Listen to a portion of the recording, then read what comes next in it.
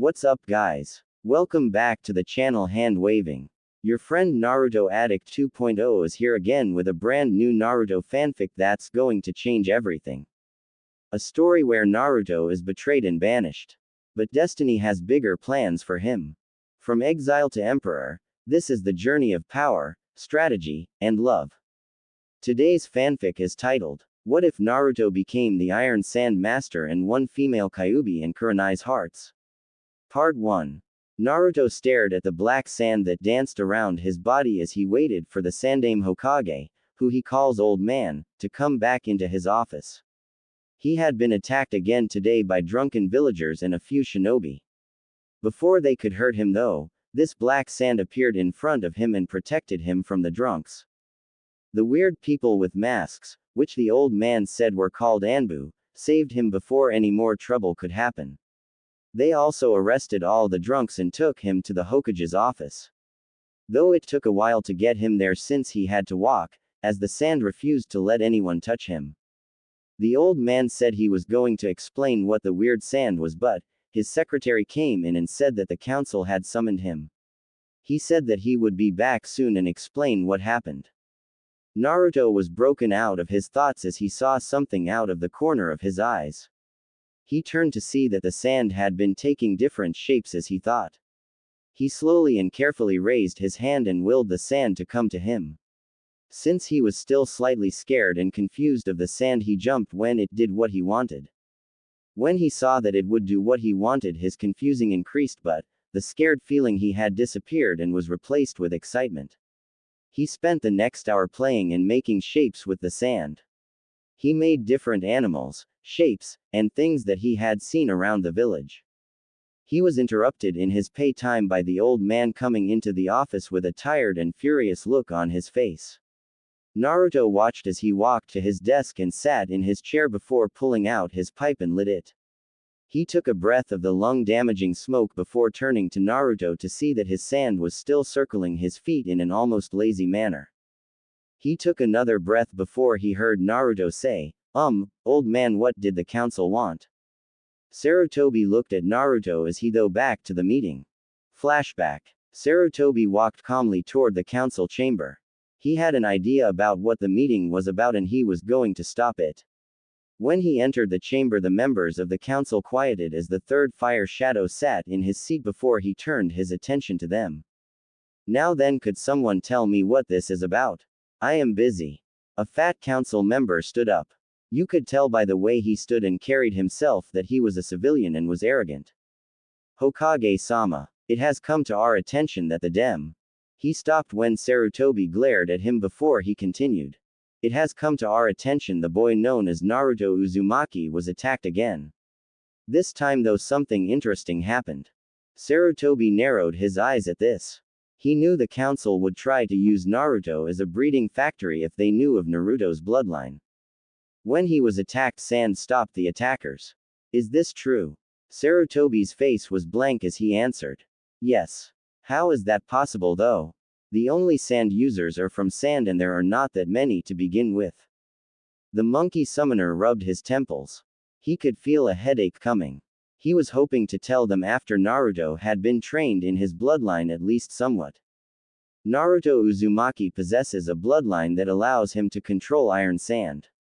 Just like the third cage. The room erupted in chaos after that. He heard many people, mostly civilians, saying to use the boy as a breeding factory, while others wanted to use him as a weapon. Danzo, he felt his head hurt worse before he shouted. Shut up and sit down. Everyone did as Sarutobi released his killing intent, will be key from now on, and glared at the members. I will not use Naruto as breeding factory or as a weapon. He will live his life as he chooses. Now none of you are to tell the village of Naruto's bloodline until he has had some training in it. You fail to follow this rule, you will be killed without trial. That is all. Dismissed. He turned and headed back to his office as he ignored the cries of outrage from the civilian council. He mentally patted his back for keeping a straight face. End flashback. Sarutobi shook his head before telling Naruto that it wasn't important before he went to the back vault. Naruto saw that he was carrying a small scroll with the Uzumaki swirl on it that he also had on his black pants and red shirt. This Naruto-kun was written by your mother before she died. She died giving birth to you, and before you ask, the letter she wrote will explain why I did not tell you sooner. Sarutobi handed the scroll to Naruto and watched as he opened it carefully, like it was a fragile glass object. Dear Naru-chan. Hello Naru-chan, my name is Kushina Uzumaki. If you are reading this, then you have unlocked your bloodline. Now before I tell you what it is, let me tell you where our clan came from. Our clan was originally from the land of iron. We could control iron sand and it acted as an absolute defense. This means that it would protect us from any and all threats. Now this does not mean that we were all powerful. The defense is only so fast. You see, the more chakra you fuse with the sand, the faster it will get. This allows it to protect us faster and use less chakra to get it to do what we want. Since the chakra is fused with the sand, it will only obey the person who fuses the chakra with it. Now enough of that, you will get to read more about it later. Now our clan left iron some hundreds of years ago. Most of us went to the land of the whirlpools, while a small amount went to the village hidden in the sand.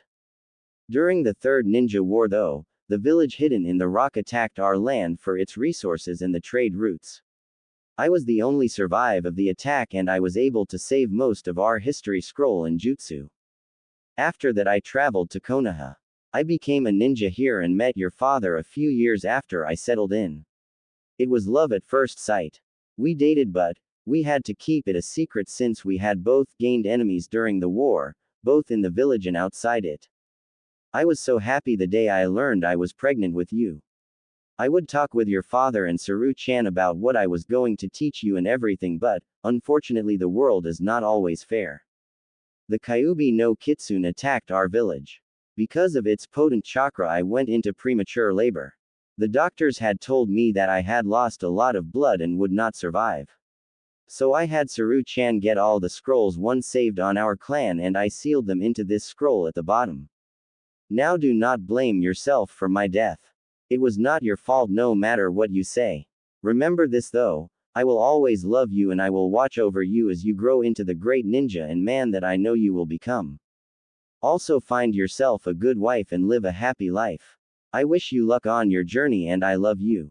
Your loving mother, Kushina Uzumaki. P.S. If you meet a man named Jiraiya, kick him in the crotch for me. Naruto did not bother to stop the tears of happiness and sadness that fell down his whiskered cheeks. Happiness because he now knew that he had a mother that loved him, and sadness because he wouldn't be able to meet her. The old man hugged him and he cried on his shoulder until he calmed down. When he was calmed down enough, he asked if his mother had a house or apartment. He saw the Hokage smile at him as he nodded. He whooped in joy as the old man chuckled. Once Naruto had stopped, Sarutobi gave him directions to the apartment and the keys along with directions to unseal the items in the 2 storage seals. Sarutobi also added a jutsu to Kushina's jutsu scroll that he knew would come in handy for Naruto on his path. Sarutobi chuckled as he watched Naruto run to his mother's apartment as the sand circled him. When he saw the sand, he thought, why did the sand let me hug Naruto? A while ago the Anbu could not even get too close to him without it lashing out at them. He pushed that out of his mind before he turned back to his greatest enemy. Paperwork. Naruto stared at the 2 storage seals that were located at the bottom of his mother's letter. He was sitting on his mother's old bed in her apartment as he stared at them. He found that the apartment was nice, but it also had a comfortable and safe feel to it. He had a kitchen, bathroom, and a living room. It also had a spare bedroom, but he had no use for it now. As Naruto looked at the seals, he remembered that one of these had the history of his clan. Maybe I can find more information on my bloodline. With that thought in mind, he bit his thumb enough to draw blood and swiped it across the left seal. The seal glowed before a puff of smoke appeared above the seal. When it dissipated, Naruto saw a scroll that had the kanji for history written on it. He grabbed it and opened the scroll to see multiple slots with kanjis for different timelines of the clan. He saw one that was different though. The first slot had the kanji for bloodline. His eyes lit up with excitement before he bit his thumb again, as it had healed already, and swiped it across the bloodline slot. A cloud of smoke appeared, followed by the appearance of a gray scroll that read, Iron Sand Bloodline, on it. Our favorite blonde picked up the scroll before opening it, which required blood to open, and started to read it. Iron Sand Bloodline. The Iron Sand bloodline that the Uzumaki clan possesses does not actually control Iron Sand. The Uzumaki clan is able to turn their chakra into a magnetic field which allows us to control any metal object. We are able to crush the metal into tiny grains, like sand, and then control that iron sand with our magnetic field. This also protects us from weapons that are made from metal. We can stop any non-melee weapon that is made of metal that is thrown at us. Now the bigger the object is, the more chakra that we have to use to stop it. Also, if you fuse your chakra with your sand, the sand, it will obey your commands faster. We control it by willing it to move. It is better to put the sand into a gourd, which can also be made out of the iron sand, and then spend about a week fusing your chakra with it so that it will obey only you. We do this since some other clan members have accidentally taken control of another's sand in the past. Now, one thing that is rare in our clan is that some are able to use the sand using instincts. This turns our Iron Sand bloodline into an ultimate defense. This happens because when our instincts pick up danger or a threat, the sand will react without your help. Of course, this means that your magnetic field will be up as well, so you will have to learn how to stop random metal objects from jumping at you. One more thing, most of our clan uses lightning jutsu. I hope you use this information well and succeed in our clan. Naruto was jumping with excitement. He had an awesome bloodline. Wait, if what this says is true, then why is my sand still moving? Also, why aren't other metal objects coming towards me? This was true as Naruto's sand was still circling around him and he happened to have a few metal spoons and forks lying around. Maybe the old man will know why my sand is acting like this. With that thought in mind, Naruto headed to bed. As Naruto slept, his sand continued circled around him, protecting its master. Hokage Tower. The next day, Naruto walked excitedly towards the tower before knocking on the Hokage's door. He waited for the old man to let him in before entering. He saw him working on his paperwork and waited for the old man to stop. Unfortunately, children Naruto's age are easily distracted, and Naruto was no exception to this. He started to make different shapes with his sand, which had continued to stay with him. He stopped though when he remembered something from his mother's scroll. The scroll said that the sand would obey his command if he willed it. Did that mean that he could move his creations? He quickly made a fox and willed it to move around the room. The fox suddenly sprang to life and started to move around the room. Naruto laughed quietly to himself and started to make different animals and had them all moving around the room. Sarutobi looked up 5 minutes later to address the person who entered. Instead, he saw something unexpected.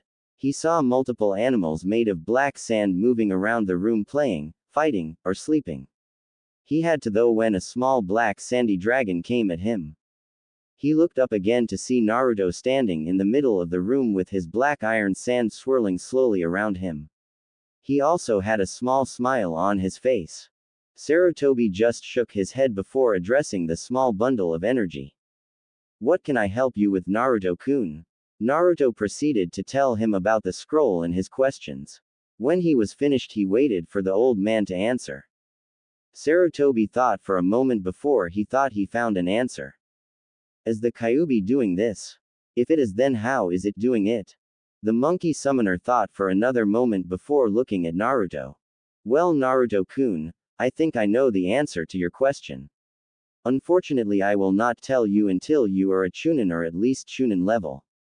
Is that okay with you? Naruto smiled slightly and nodded, even though he was disappointed that he could not know. Sarutobi saw this, but he had something that would help him later. Naruto watched as Sarutobi pulled a piece of paper out of his desk before handing it to Naruto. He looked at it and his eyes lit up with excitement and happiness. It was a training schedule. First year practice training with iron sand and metal manipulating and jutsu. Second year physical training with weights and taijutsu training and chakra control exercises. Third year taijutsu and jutsu mastering. Fourth year mastering iron sand control and metal manipulating. Fifth year elemental affinity manipulating training. Naruto hugged the old man as he said, "Thank you," over and over. Said old man just chuckled at this. Once he got him settled down, Sarutobi started to explain the schedule. Now then, Naruto-kun, I have made this list to help you focus on one subject and not try and do a lot at one time. Now in the jutsu scroll that your mother left you, I was able to add one more jutsu that will help you immensely in your training. Sarutobi paused to make sure that Naruto had his attention on him before continuing. Now once you learn this jutsu, you are to use it to help you with what you are scheduled to do, except when you train with your weights. You may use this jutsu to help you master the jutsu you learned this year and the control of your sand and metal. Sarutobi waited for Naruto to absorb this before asking, "Now do you have any questions?" Naruto thought for a moment before asking, "Where can I find some weights? I will also need a training ground that I can train in peace in. Also, could I have a book on storage seals and blood storage seals?" Sarutobi nodded, but he had a questioning look on his face about the last one. He made a list of stores where he could find some weights, but he recommended one store in particular. He also wrote down directions to a training ground that no one used. Lastly, he handed a book to Naruto. Naruto looked at it and saw that the book was titled, "Types of Storage Seals and Their Uses." Naruto smiled happily before hugging the old monkey and then bolting to his house to get his mother's scroll and then to get started. 30 minutes later, training ground 9. Once Naruto entered the clearing, he was amazed that this beautiful training ground was not being used.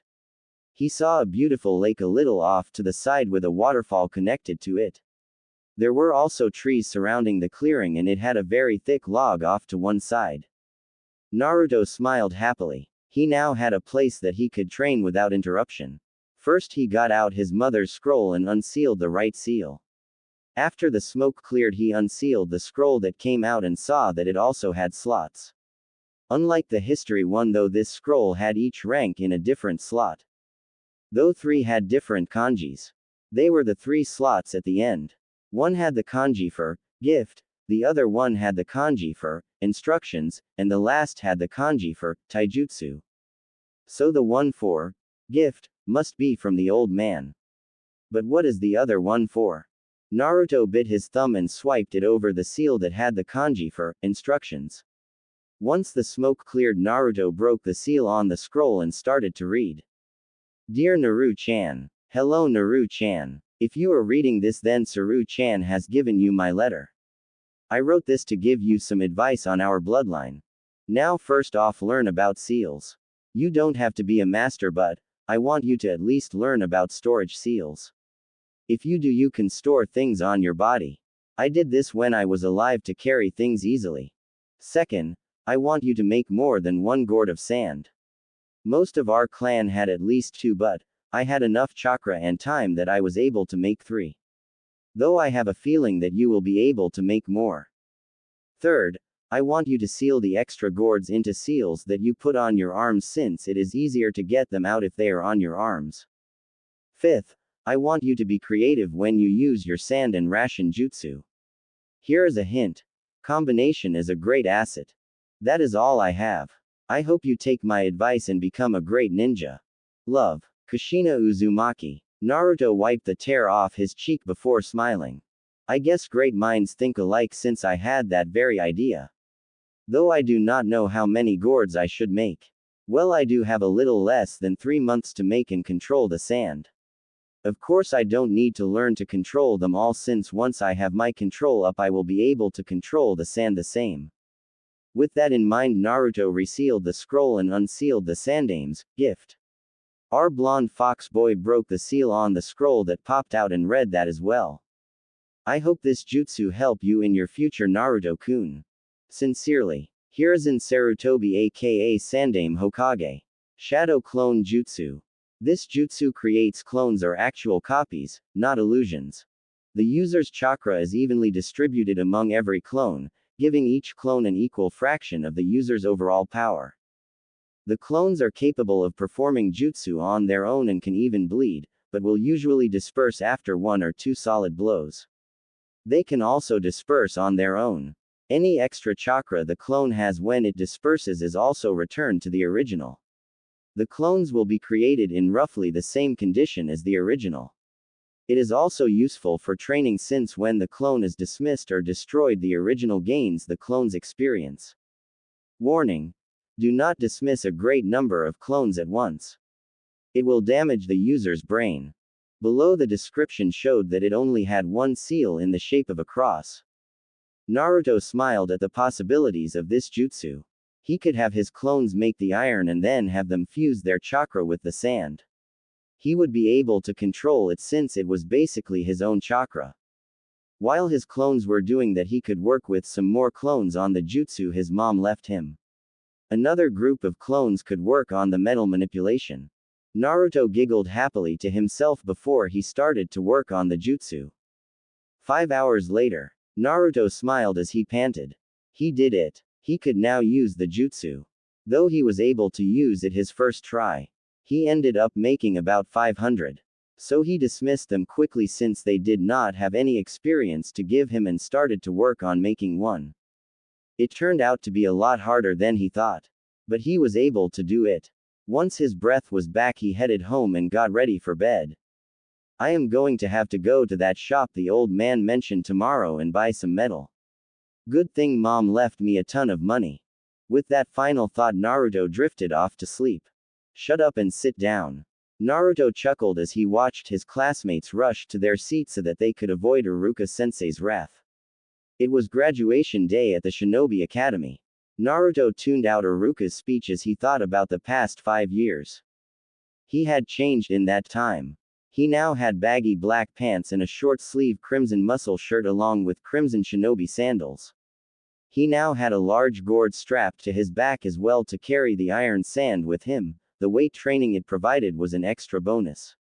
He also had 4 blood storage seals on each of his arms, though he did have one other blood seal with a picture of his mother that she left for him. His hair had grown slightly with the bangs tips even with his eyes. His eyes were the same excepted for the fox-like slit in the middle of each eye. The whisker marks on his cheeks were also bigger and more defined, and he had lost some of his baby fat as well. He also had claws on his hands and toes as well, along with fangs that barely poked out of his mouth. He had learned a lot over the years from his mother's scrolls. He had mastered every E, D, and C rank jutsu that his mother had. He could even do a few of the B and A rank jutsus as well. He had almost mastered control of his sand as well, but he still had a ways to go on that. His taijutsu was pretty good too, in his opinion. He had to make it himself since his mother did not have one sealed, as she believed that you have to find a style that fits you or make one. His was interesting, at least that was what Iruka said. He mixed the fox style with the use of his sand. For the fox style you had to be fast and have agility, which he surprisingly did. The person would use fast strikes on their opponent to disable or cripple them. His sand would block attacks from the enemy while he could continue to attack. He would also use the sand to cover his hands and feet to make claws for extra damage. His genjutsu was okay, but his control would have to be the same as a medic's for him to be able to do higher level genjutsu, but he could break all genjutsu placed on him with help. That though is for another time. He was able to add a gravity seal to his person over the years as well. The old man Hokage had helped him put it in place a few years ago. This resulted in him gaining a bit of muscle over the years. Of course, this also attracted scary monsters. Fangirls. Though thankfully most were still after Sasuke Uchiha. He shivered when he remembered when they came after him one day. He was barely able to get away from them. He was broken out of his thoughts when he heard Iruka yelling at him. Did you say something, Iruka-sensei? The class laughed as Iruka's sweat dropped. He coughed into his hand before he spoke. Yes, I did. It is your turn to take the test. Naruto groaned as he walked to Iruka. He hated test. While he wasn't at the bottom of the class, he wasn't at the top. He would guess that he would be somewhere in the middle. He looked up at Iruka when he was in front of him and waited for him to continue. Well, I need you to use the replacement jutsu, clone jutsu, and finally turn into anyone with the transformation jutsu. You can also use another jutsu for extra credit. Naruto nodded before doing the correct seals and replacing himself with a chair before reversing it again. He started doing seals again as he called out, Iron Sand Release, Metallic Clone Jutsu. Iron Sand exited his gourd before forming 5 clones. The clone smiled before dispersing and the sand then returned to his gourd. He paused and thought about who to turn into. After a few seconds he smiled before doing the transformation hand seals. He was surrounded in smoke and the class looked on to see who he turned into. When the smoke cleared, the class gasped. In front of them was a beautiful woman. She had a heart-shaped face, fiery red hair that fell down her back like a waterfall. She had deep green eyes and had on a beautiful crimson kimono. The kimono showed her hourglass-like figure and her D cup. All in all, she was a vision of beauty. A couple of boys whistle while the other looked stunned. Naruto on the other hand had to stop himself from attacking the one who whistled. He released the jutsu before doing more seals and calling out his next jutsu, Lightning Release, Static Shock Jutsu. He reached out and touched Iruka as the static released into his body. Iruka twitched slightly as electricity sprang from his now spiky ball-like hair. Naruto smiled with barely contained laughter as Iruka glared at him. Once Iruka's hair was back to normal, or as normal as he could get it, as it still stuck up in random places. He said, "Well, you pass, Naruto. Congratulations. Please pick up your headband and return to your seat." Naruto nodded and did just that, though he did notice that Sasuke glared at him as he sat down. Naruto sighed. Sasuke was always like this after the Uchiha massacre. One day when he was practicing one of his lightning jutsus at the academy, Sasuke saw him and demanded that he teach it to him. Naruto of course refused. Sasuke attacked him and his sand reacted. He was smashed into the ground over and over. When Naruto able to get the sand to stop, as he still had trouble stopping it when people attacked him, Sasuke walked off. Since that day Sasuke would glare at him whenever he could. Naruto shook his head and ignored him and tuned at Iruka's speech, though he did hear that they were to be back here at 10 a.m. to be sorted into their teams. Once the bell rang, the blonde demon container headed out to the forest before using his iron sand body flicker jutsu to get to his mother's, now his, apartment. Naruto's apartment. Naruto smiled as he appeared in his living room before taking off his sandals and heading to his kitchen. Once there, he opened his fridge and grabbed the leftover rice and curry that he had made. As he started the microwave, he thought back to when he was little. He mostly ate ramen back then, but he had learned to cook over the last 5 years. Now he could make meals instead of relying on ramen. While he did eat it ever now and then, he ate it sparingly now. Though he only ate ramen at Ichiraku's. Naruto was interrupted from his thoughts by the microwave finishing. He got his meal out and started to eat. When he was finished, he washed his dishes before looking out his window. It was still early, about 5 or 6, so he decided to do some light training. He headed to his living room before using his own body flicker jutsu to head to training ground 62. Once there, he started to do hand seals before calling out his jutsu. Lightning Release. Lightning Dragon Jutsu. Lightning crackled around him before converging in front of him and then taking the shape of a serpentine dragon. The dragon roared as his red eyes gleamed in the twilight before launching at the trees opposite him. Once the dragon collided with the trees, it created a huge explosion that rocked the field slightly. When the dust cleared, Naruto saw that about 15 trees were destroyed and a few others were burned or scorched from the lightning coming into contact with it. Damn, it still needs work. Naruto muttered as he looked at everything with a disappointed frown on his face. The jutsu was supposed to be able to do more damage and at least completely scorch most of the trees surrounding the blast. Yes, it does. Don't worry though, Naru-kun. You will get it eventually. A familiar voice spoke from his mind. Yes, I know I will. Thank you though, Hitomi-chan. Naruto thought back to the demon inside of his body. He had met Kyuubi when he was 9. He was practicing a hard D-rank jutsu and had fallen unconscious from chakra exhaustion. After that he had woken up in his mindscape. Flashback. Okay, where am I? Naruto thought aloud as he looked around. It looked like he was in a sewer. When he was standing he decided to find a way out. As he walked though, he saw two big pipes. One had a blue glow surrounding it while the other had a red glow. After about 10 minutes he saw a red glow coming from a hallway. His curiosity took over and he headed towards it. As he neared it he felt anger, sadness, and regret coming from end of the hall. When he entered he saw that he was in a huge room with a giant cage or gate across from him. He was too busy looking around to notice the two giant eyes that were watching him with amusement and sadness in them. That is until the being chuckled.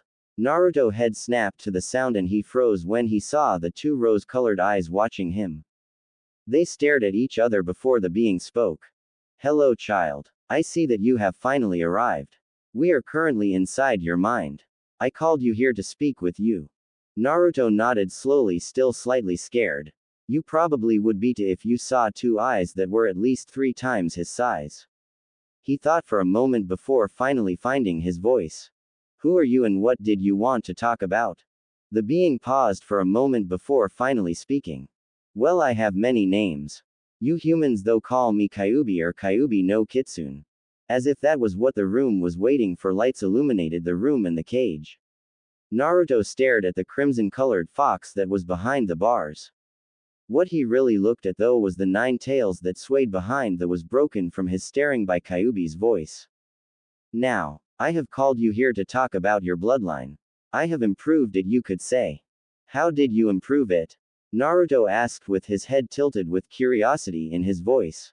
Kyuubi chuckled at this. He looked like a newborn fox kid when they were confused or curious. Well, the scroll you got from your mother said that you had to train to keep unwanted metal object from coming to you. I got rid of that, but now you have to train harder to control your sand or other metal with your magnetic field. I have also made your bloodline into an ultimate defense. So now instead of calling it to protect you, it will now do it by itself if your instincts sense danger. The fox paused to let the boy take this in before continuing. I would also like your permission to change your body to help handle my chakra when you need it. Also, I am willing to teach you if you will change this place to something more peaceful. Looking at a sewer for 9 years gets old fast. Naruto thought over this before answering. If I do give you permission to change my body, will there be any major changes? No. You get claws on your feet and toes, silted eyes, better senses, and your body will be stronger. Naruto nodded before agreeing to Kyuubi's deal since he could not sense any intent to harm him. Kyuubi's red chakra seeped from its cage and swirled around Naruto. It stopped after 5 minutes, but Naruto looked the same. The changes should be done by morning when you wake up. Now to change your mindscape you just need to think of a place and will the change. Naruto nodded before closing his eyes and concentrating. Kyuubi saw the sewer slow blur before it started to change. When it was finished Kyuubi was staring in awe. The place was beautiful. It was a wide open grass field with a lake that was big enough that it would fit at least 3 Kyuubis comfortable. There were mountains in the northeast and a forest in the south. There were also different animals and birds running or flying around. The seal had changed into a dog collar. There. I hope you like it and I give you permission to change whatever you like. The giant fox looked down at the boy as he looked at his work. The fox smiled before grinning devilishly. Naruto had to shield his eyes as Kyuubi was covered in a bright light. Naruto saw that it was slowly shrinking and taking a humanoid shape. When the light died down his jaw dropped at the sight in front of him. She had a heart-shaped face with crimson hair framing her face. Her body was slim but it was muscular. She had claws on her toes and feet along with fangs that came about half an inch out of her mouth. Her skin was evenly tanned, her body and slender hips and a toned stomach that went well with her DD cup. What attracted his attention though, were her eyes. Her beautiful rose-colored eyes. There was one problem though. She was. Naruto flew backwards into a tree by blood exploding out of his nose. His head impacted the tree and he was knocked unconscious with a big grin on his face. 5 minutes later, when Naruto woke up, he saw that the red-head goddess was still in front of him, but she had on a crimson kimono, which complemented her figure well, with foxes on it. Who are you? Naruto asked as he got up with a mild blush still on his face. The goddess grinned at him before replying in a heavenly voice. I am hurt, Naru-kun. You don't remember me. Naruto looked confused before his eyes caught movement behind her. He looked behind her to see 9 beautiful crimson tails that looked like the tip was dipped in ink swaying back and forth in what he would guess to be happiness. His eyes widened when he made the connection.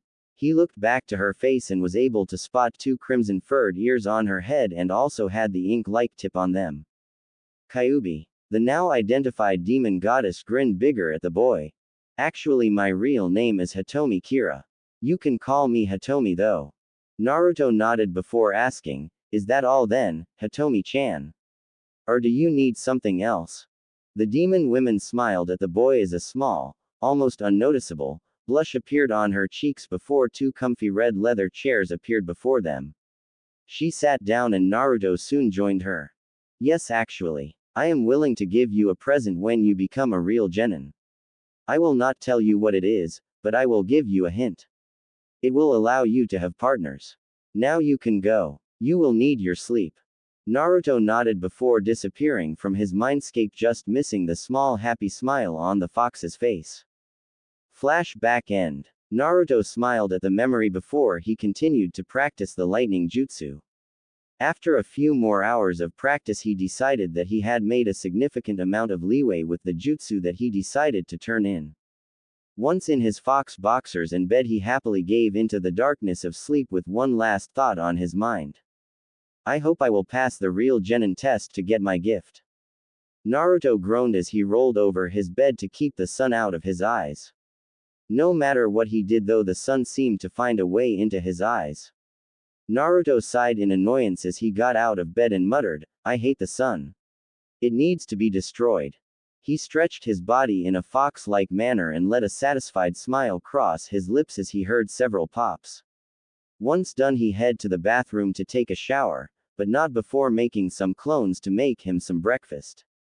After a nice warm shower and getting into his regular clothes, along with his headband tied to his forehead, he headed to his living room to see that his breakfast was ready and the clones were finishing with the dishes that they used to cook. After he had devoured the eggs, bacon, cereal, and pancakes, he sighed happily before heading to the academy and leaving the clones to clear up before they dispelled themselves. As he walked to the academy, he ignored the glares and angry looks coming from the villagers. He knew they wouldn't do anything, as the last person who did was sent to the hospital by him using his sand to slam him into the ground. He had been there for 3 months before he could be released. He once again focused on the road when he saw a dust cloud heading right for him. He paused and tried to get a good look at it. Once he did, he groaned. It was Sakura Haruno and Ino Yamanaka, the 2 biggest fangirls of Sasuke Uchiha and wannabe Kunoichi. In fact, the only true Kunoichi in his class was Hinata Hyuga. He sidestepped them as they passed and he was able to make out that they were arguing about who would sit next to Sasuke. He sighed again before pulling out a book called Rose's Love, and started to read as he restarted his way to the academy. He arrived about 30 minutes before Iruka was to arrive, so he took his normal seat, which happened to be in the back by the window. After 20 minutes, he heard shouting coming from the hall. He looked up into the door, along with the rest of the class, to see Ino and Sakura running in, both shout about how they won, which started another argument. He growled in annoyance before sending his sand towards them, and before they could do anything, he hauled them up by their ankles and let them hang upside down. He looked at them for a moment before turning back to his book and spoke in a clear, lazy, and annoyed voice. Now that I have your attention, I have a question to ask you. And what is that? Naruto Baka said. Baka just sighed and said, what does a ninja have to be to succeed? Sakura, the bookworm that she is, answered. That is silence and deception, you Baka. The blonde sand user nodded before asking, then please tells me why you two, who are now genin, were yelling loud enough for the whole village to hear and nearly make Akumaru-san, Kiba-san, and myself deaf. Everyone looked towards the two Inuzuka to see that Naruto was right. They both had their heads down on the desk and were holding their ears. Once they recovered, they both nodded towards Naruto, who nodded in return. He turned back to the two captured girls. Now the only reason I have not lost my hearing is because I was able to put some of my sand in my ears and block out your screeching. Though I still could hear you a little. They two girls blushed in embarrassment. Though Naruto thought it was mostly from the blood rushing to their heads. He set them down and returned his sand to his gourd before speaking in a stern voice. Now, I want you to take you seats and be quiet until Iruka has dismissed us or our senseis get here. Then you can scream and yell as much as you want so long as you do not bother me. Am I clear? They two blushing girls nodded before taking their seats. The blonde demon container nodded satisfied with himself before turning back to his book. Hokage Tower. The Hokage along with several of Jonin were sitting around his desk with a crystal ball on the desk watching the events in the classroom. One Jonin in what looked like a bandage-like dress named Kurenai Yuhi spoke up. Well, I think he handled that rather well. The Jonin next to her, who wore the regular Jonin outfit along with sash around his waist and had a beard and was smoking a cigarette, named Asuma Sarutobi, spoke up as well. Yes, I think he did rather well. I personally would have humiliated them to teach them a lesson, but that worked out well. Another Jonin with gravity-defying silver hair nodded his head as he turned back to his orange book, which resulted in a glare from Kurenai. The old Hokage nodded as well and he took a puff of his pipe. He blew out the smoke as he said, yes he did. Now you all know your team, now go and wait for Iruka to announce the team he is just about to start. The Jonin senseis nodded to their leader before disappearing in a cloud of smoke. Academy. Now then, I will announce the team you will be assigned to, so be quiet. Once Iruka had silence in the classroom, he nodded before continuing. Now then, Team 1, Team 7 will be Sasuke Uchiha, Sakura Haruno, and Kiba Inuzuka. Your Jonin sensei will be Kakashi Hatake.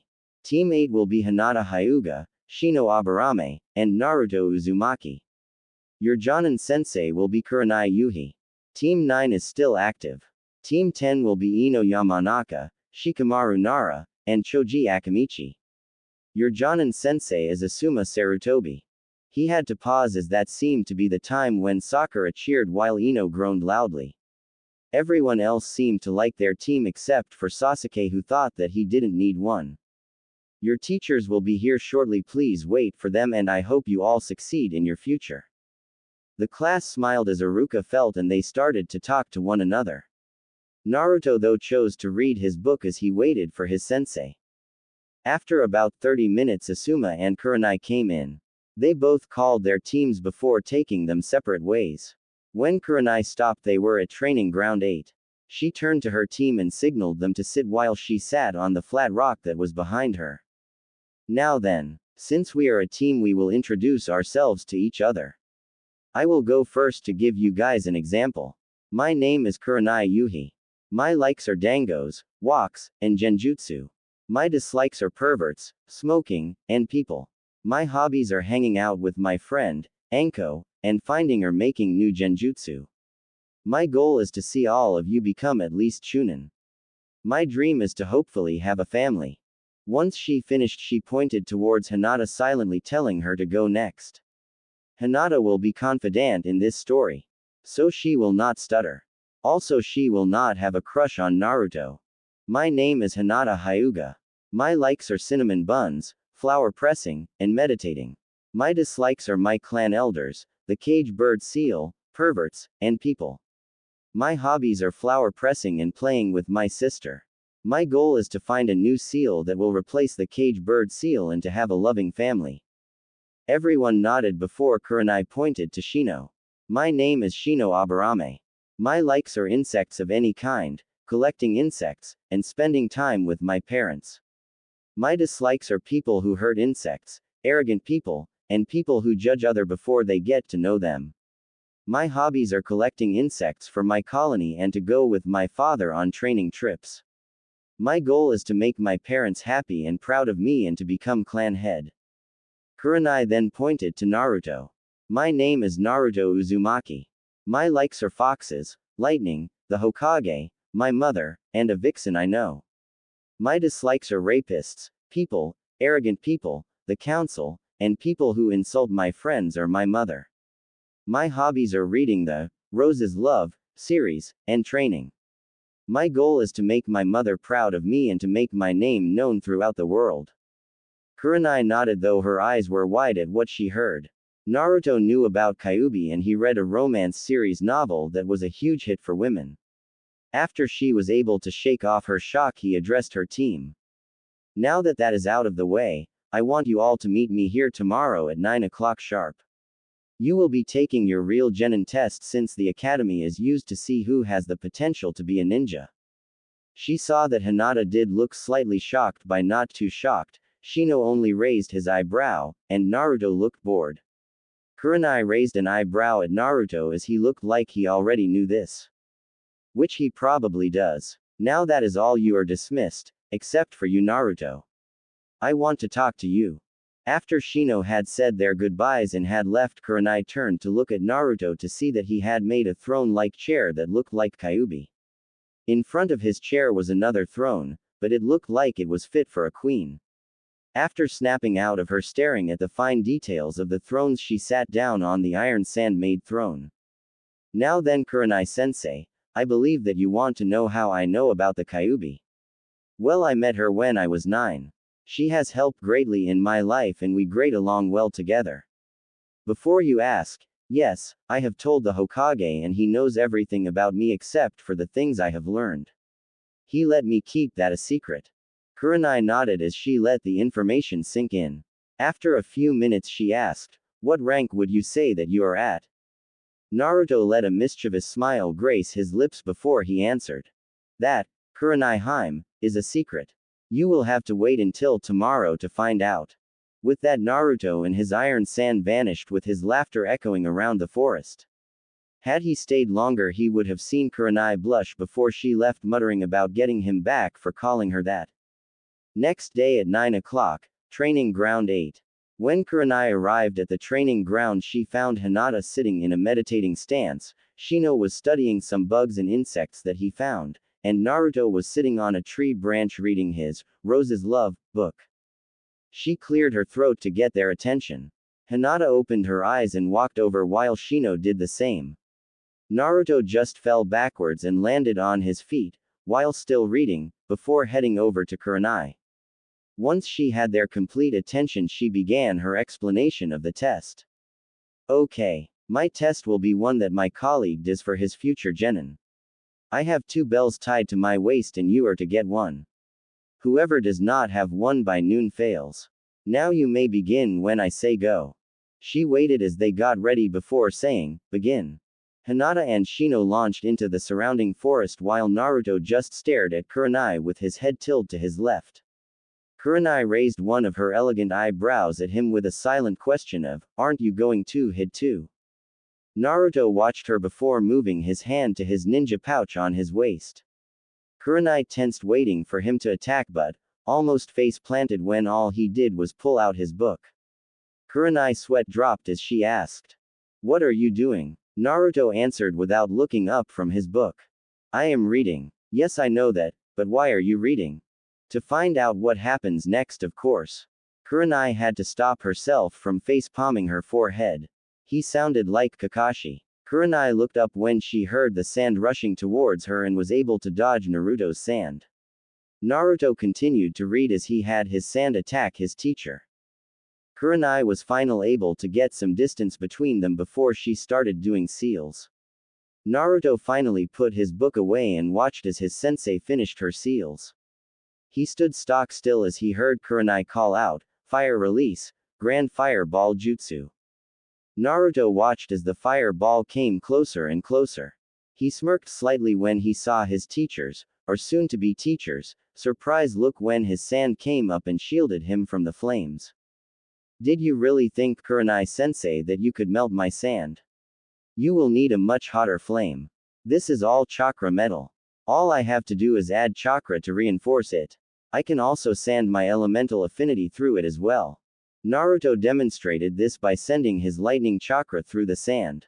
Lightning crackled around the sand as it moved around him. Hinata and Shino watched all this with surprise and awe from their hiding places. Kurenai too watched surprised but, for a different reason. How can he know his elemental affinity? Better yet, who taught him how to wield it? Kurenai was snapped out of her thoughts by the sand rushing at her. She redoubled her efforts to dodge the metal sand. She did not want to be electrocuted. As Naruto did this, he prepared to use one of his jutsus. Lightning release. Lightning fox pack jutsu. Lightning crackled around Naruto's body before it took shape. After a few seconds, at least a dozen fox made of lightning stood before him. Naruto gave a mental command for them to attack. They did so, rushing at Chunin level speeds, towards Kurenai, who was still dodging Naruto's metal sand. While Kurenai was busy, Naruto rushed over to Shino. He finally found him about 20 meters on a branch watching Kurenai dodge the sand and foxes. Hey Shino, did you figure out what this test is about? Shino turned to Naruto, not even looking surprised that he was behind him. Shino nodded slowly before saying, yes, I knew almost from the very beginning. Hinata-san knows as well. Naruto grinned widely at Shino before saying, well, let's not disappoint Kurenai Heim then. Let's show her our teamwork. I have already sent a clone to tell Hinata-san. Shino nodded before Naruto told him his plan. With Kurenai. I hate these things. When I get my hands on Naruto, I am so going to throw him in the women's hot spring. Kurenai grinned evilly at that thought before preparing to destroy the lightning foxes.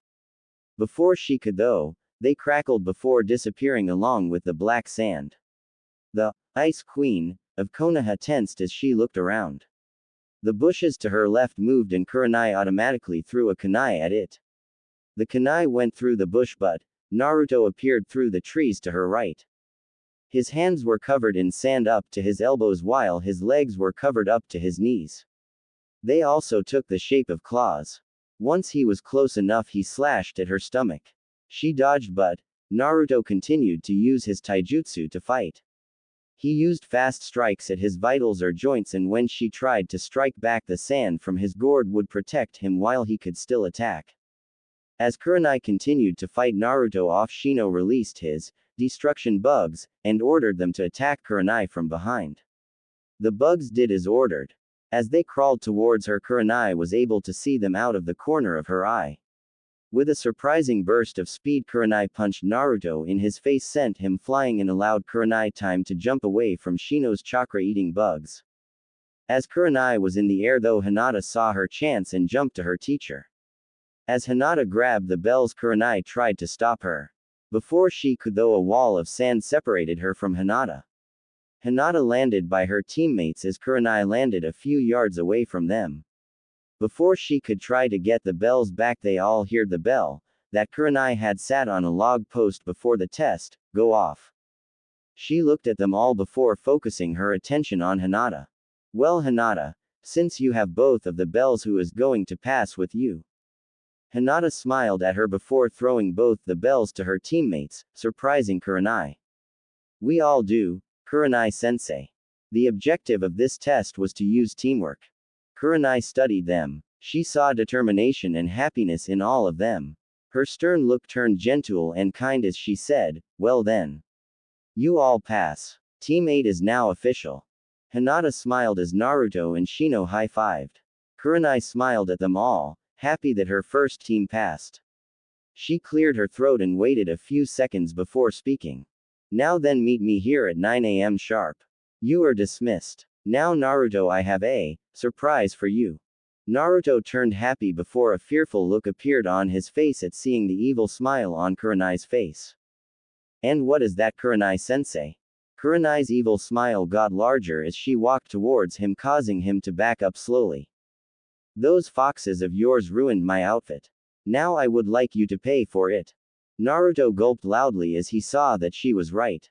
Her outfit had several tears and burns from the lightning. And how do you want me to pay for it? Well, I figured I could throw you in the women's side of the hot spring.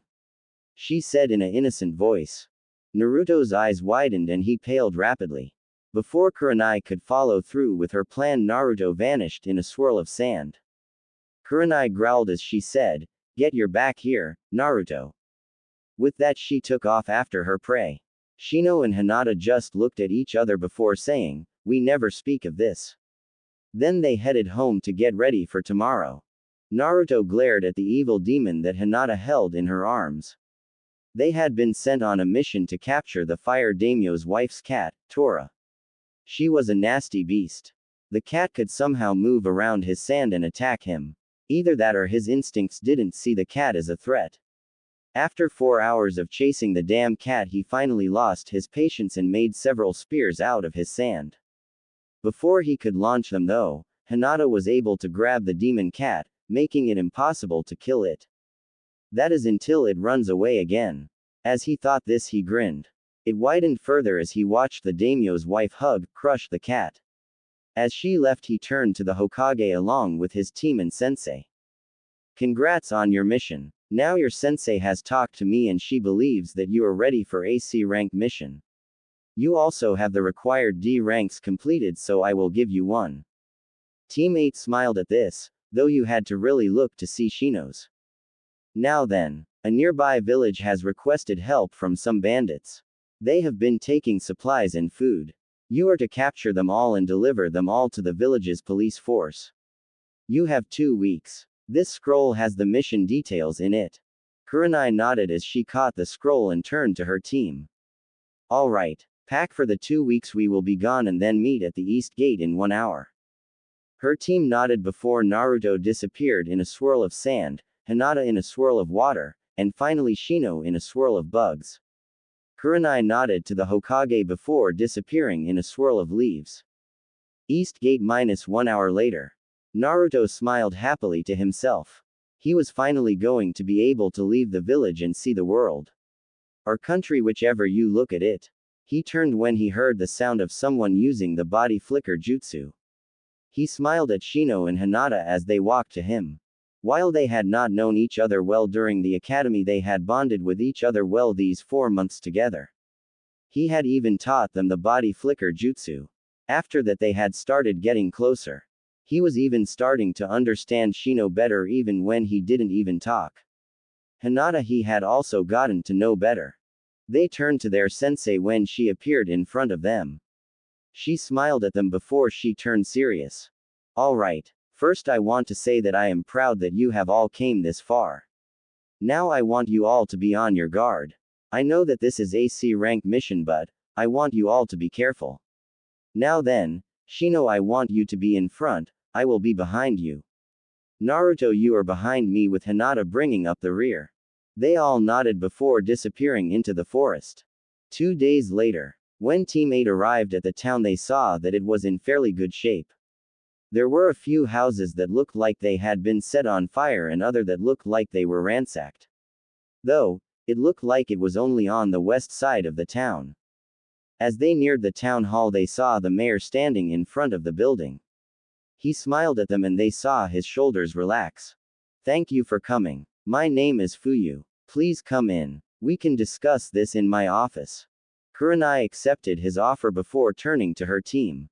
"Naruto-kun, Shino-kun, I want you to have some clones and bugs scout the area while we talk to the client." They nodded before doing as ordered and then headed after their teammate and sensei. Once everyone was settled, Kurenai turned to Fuyu. "Fuyu-san. My name is Kurenai Yuhi. This is my genin team. Naruto Uzumaki, Shino Aburame, and Hinata Hyuga." They each nodded at him as they were named and he returned it. He sipped his tea that his maid had brought before speaking to Kurenai. "I am sure that you know that the reason that I called you here is that bandits have started to plunder our town. They came about 2 weeks ago. They have taken supplies and food from the houses you saw when you entered from the west gate. One of the townspeople accidentally found their camp a few days ago. It is about 2 miles southeast from here." Kurenai nodded at this as she thought about what she had been told. As she was thinking, Shino spoke up. "Fuyu-san, do you know where the townspeople are? We did not see any when we came in." The mayor nodded before saying, yes. They are all currently in an underground bunker that I had made in case of bandits. They agree that it was a good idea. The team nodded before the mayor left and they started to plan their attack on the bandit camp. Kurenai Heim, Naruto paused here before continuing, I have an idea. I am sure that you have all noticed the 8 blood storage seals. His team nodded. I have stored in these seals 8 other gourds of my iron sand. Depending on how big the camp is, I can unseal as many as I need and encircle the camp in a wall made of my sand. While I hold that, you all can go and disable the bandits. However, if the camp is fairly big, I can only hold it for so long. This is because I have to pump my chakra into the wall for it to stay standing, not to mention when the bandits start trying to destroy it. His team nodded slowly at this before Kurenai spoke up. Are you sure that you can do that, Naruto-kun? Naruto grinned before saying, of course I can, Kurenai Heim. Kurenai smiled slightly as she shook her head as a slight blush crept across her unblemished cheeks. Alright team, head to bed. We will attack tomorrow when they are having lunch. They will most likely be unlikely to notice then anything until it is too late. Shino and Hinata nodded as Naruto mocked saluted before headed to their assigned rooms for the duration of the mission.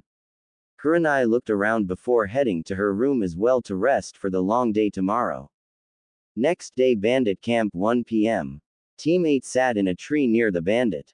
They had just gotten everyone lunch and as Kurenai thought they were all distracted with their meals and each other. Kurenai nodded at Naruto when she saw that all the bandits were eating. Naruto nodded back before biting his thumb enough to draw blood. He swiped the blood along 3 of the seals.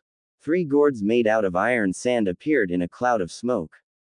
Naruto and 2 clones that he had made caught the 3 gourds before jumping to the ground and gentle lowering them to the ground so as to not attract the bandits. He unstrapped his own gourd before running through a series of hand signs. Iron sand release. Black entrapment wall jutsu. The 4 black gourds of sand all exploded into action. All the sand launched forward and began to silently encircle the camp.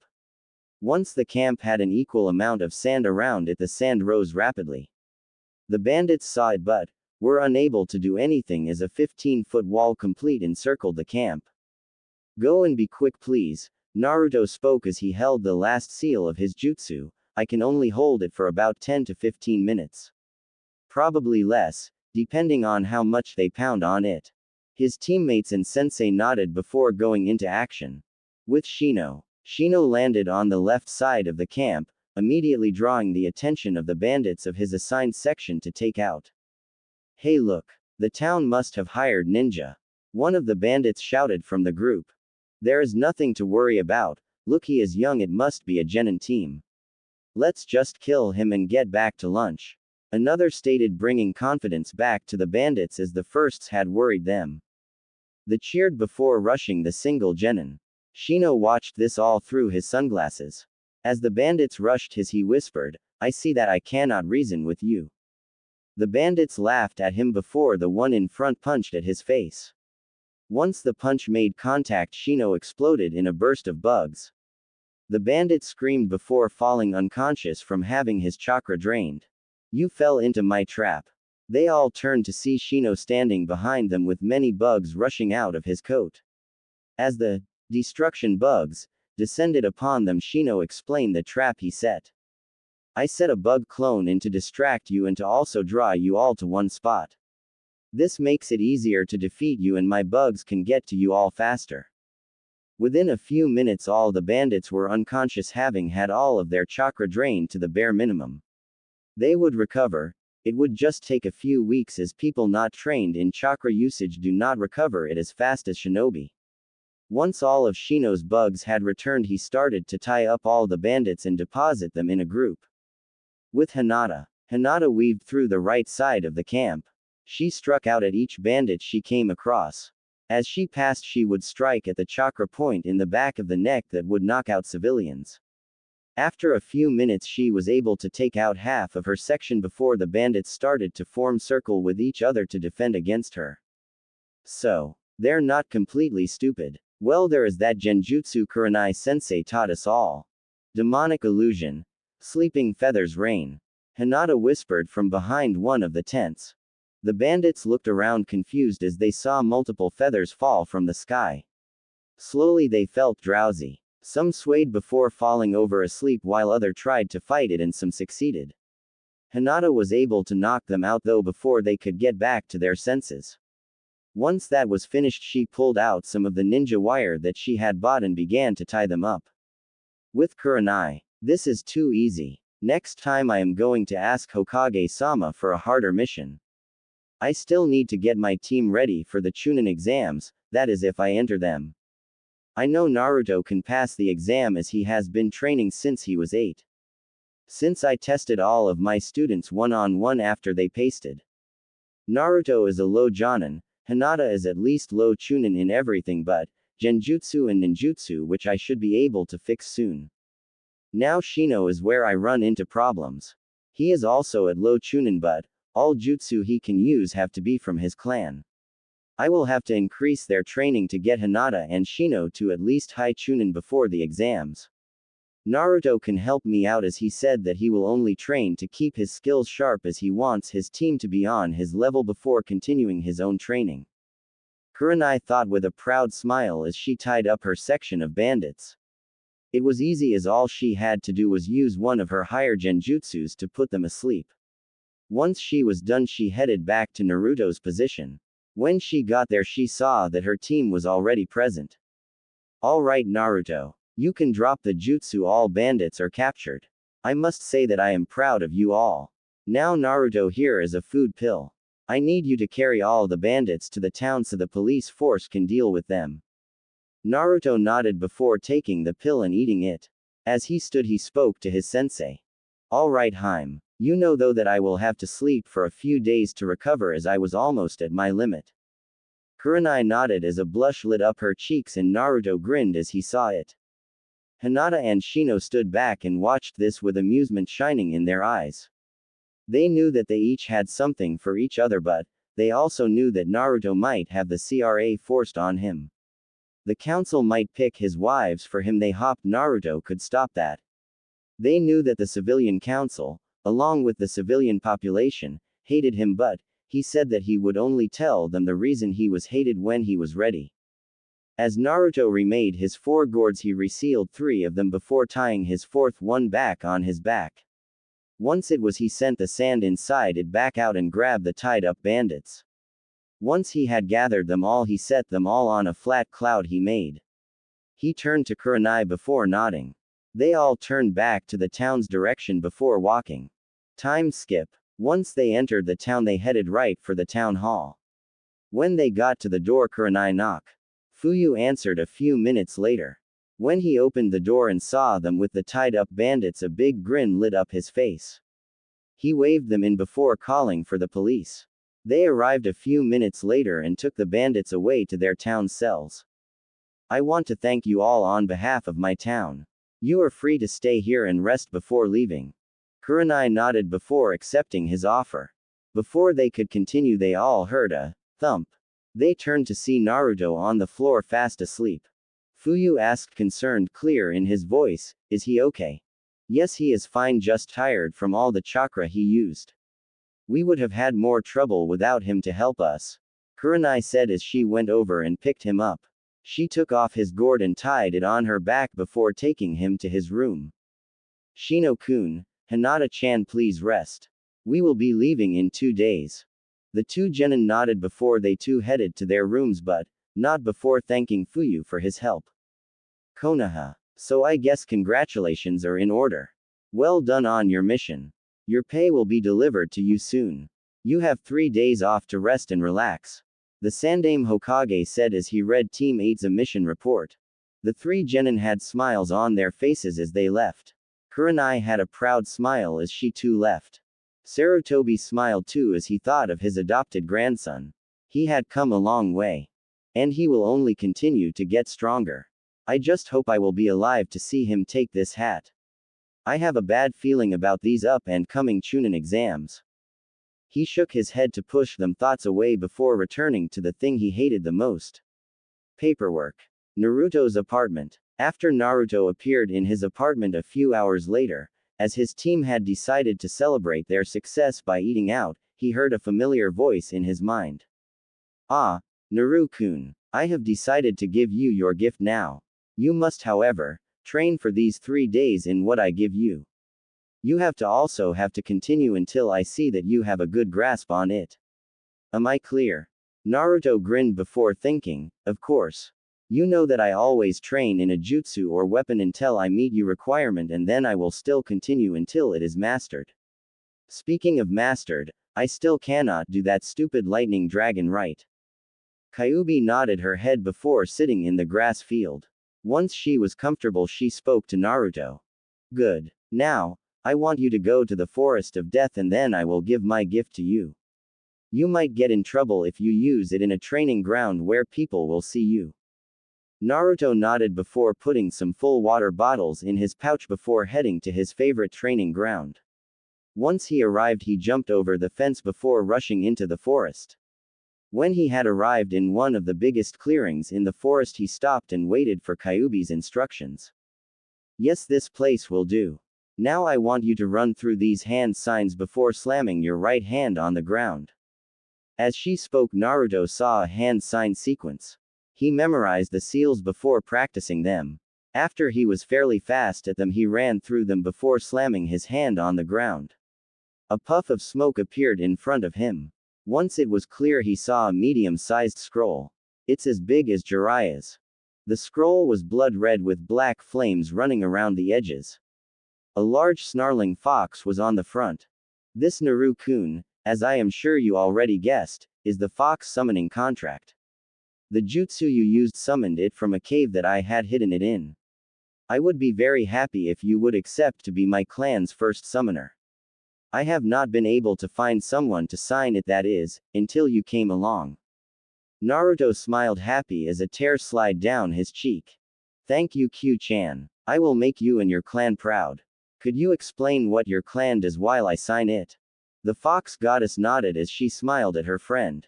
Hopefully I will be able to get a deeper relationship with him when I am free, when the seal has done its job, which to my calculations should be when he is around 15 or 16. I can wait though. Besides, Ten-chan won't mind, as she knows that she will not be able to keep him for herself. She snapped out of her thoughts and began to explain her contract. The Fox clan is really one of the few that are all well-rounded. You know that the Toad clan is mostly offensive and defensive, while the Snake clan is fast and offensive. My clan can scout, battle, defend, or hunt. There are even some that even fight along with you, like the Inuzukas. They are all ranked from 1 tail to 9 tails. I am the only 9 tails to live. Also, since I have given you the contract, the clan will automatically accept you. You will still have to gain their respect though, as they respect strength. Naruto sighed at that. Nothing had to be easy when it came to his life. He shrugged. Oh well, more fun for him. He flashed through the hand seals for the summoning jutsu. He forced a small amount of chakra through the jutsu as he slammed his hand down. When the small cloud had disappeared, he saw the cutest thing he had seen in his life. The fox kid was the same red as Kyuubi but also had a few stripes of lighter red. Its eyes were beautiful shade of purple. Its ears and tail were tipped with the same shade of purple. The fox kid yawned cutely as if it had just awoken from a nap, and Naruto had to resist the urge to pick it up and cuddle it. He heard Kyuubi giggle at his plight. The kid looked around before looking at him and blinking. Did you summon me? It asked in surprise. Naruto nodded before pointing to the fox contract that he had tied to his back. The kid looked at it before asking, and where did you get that?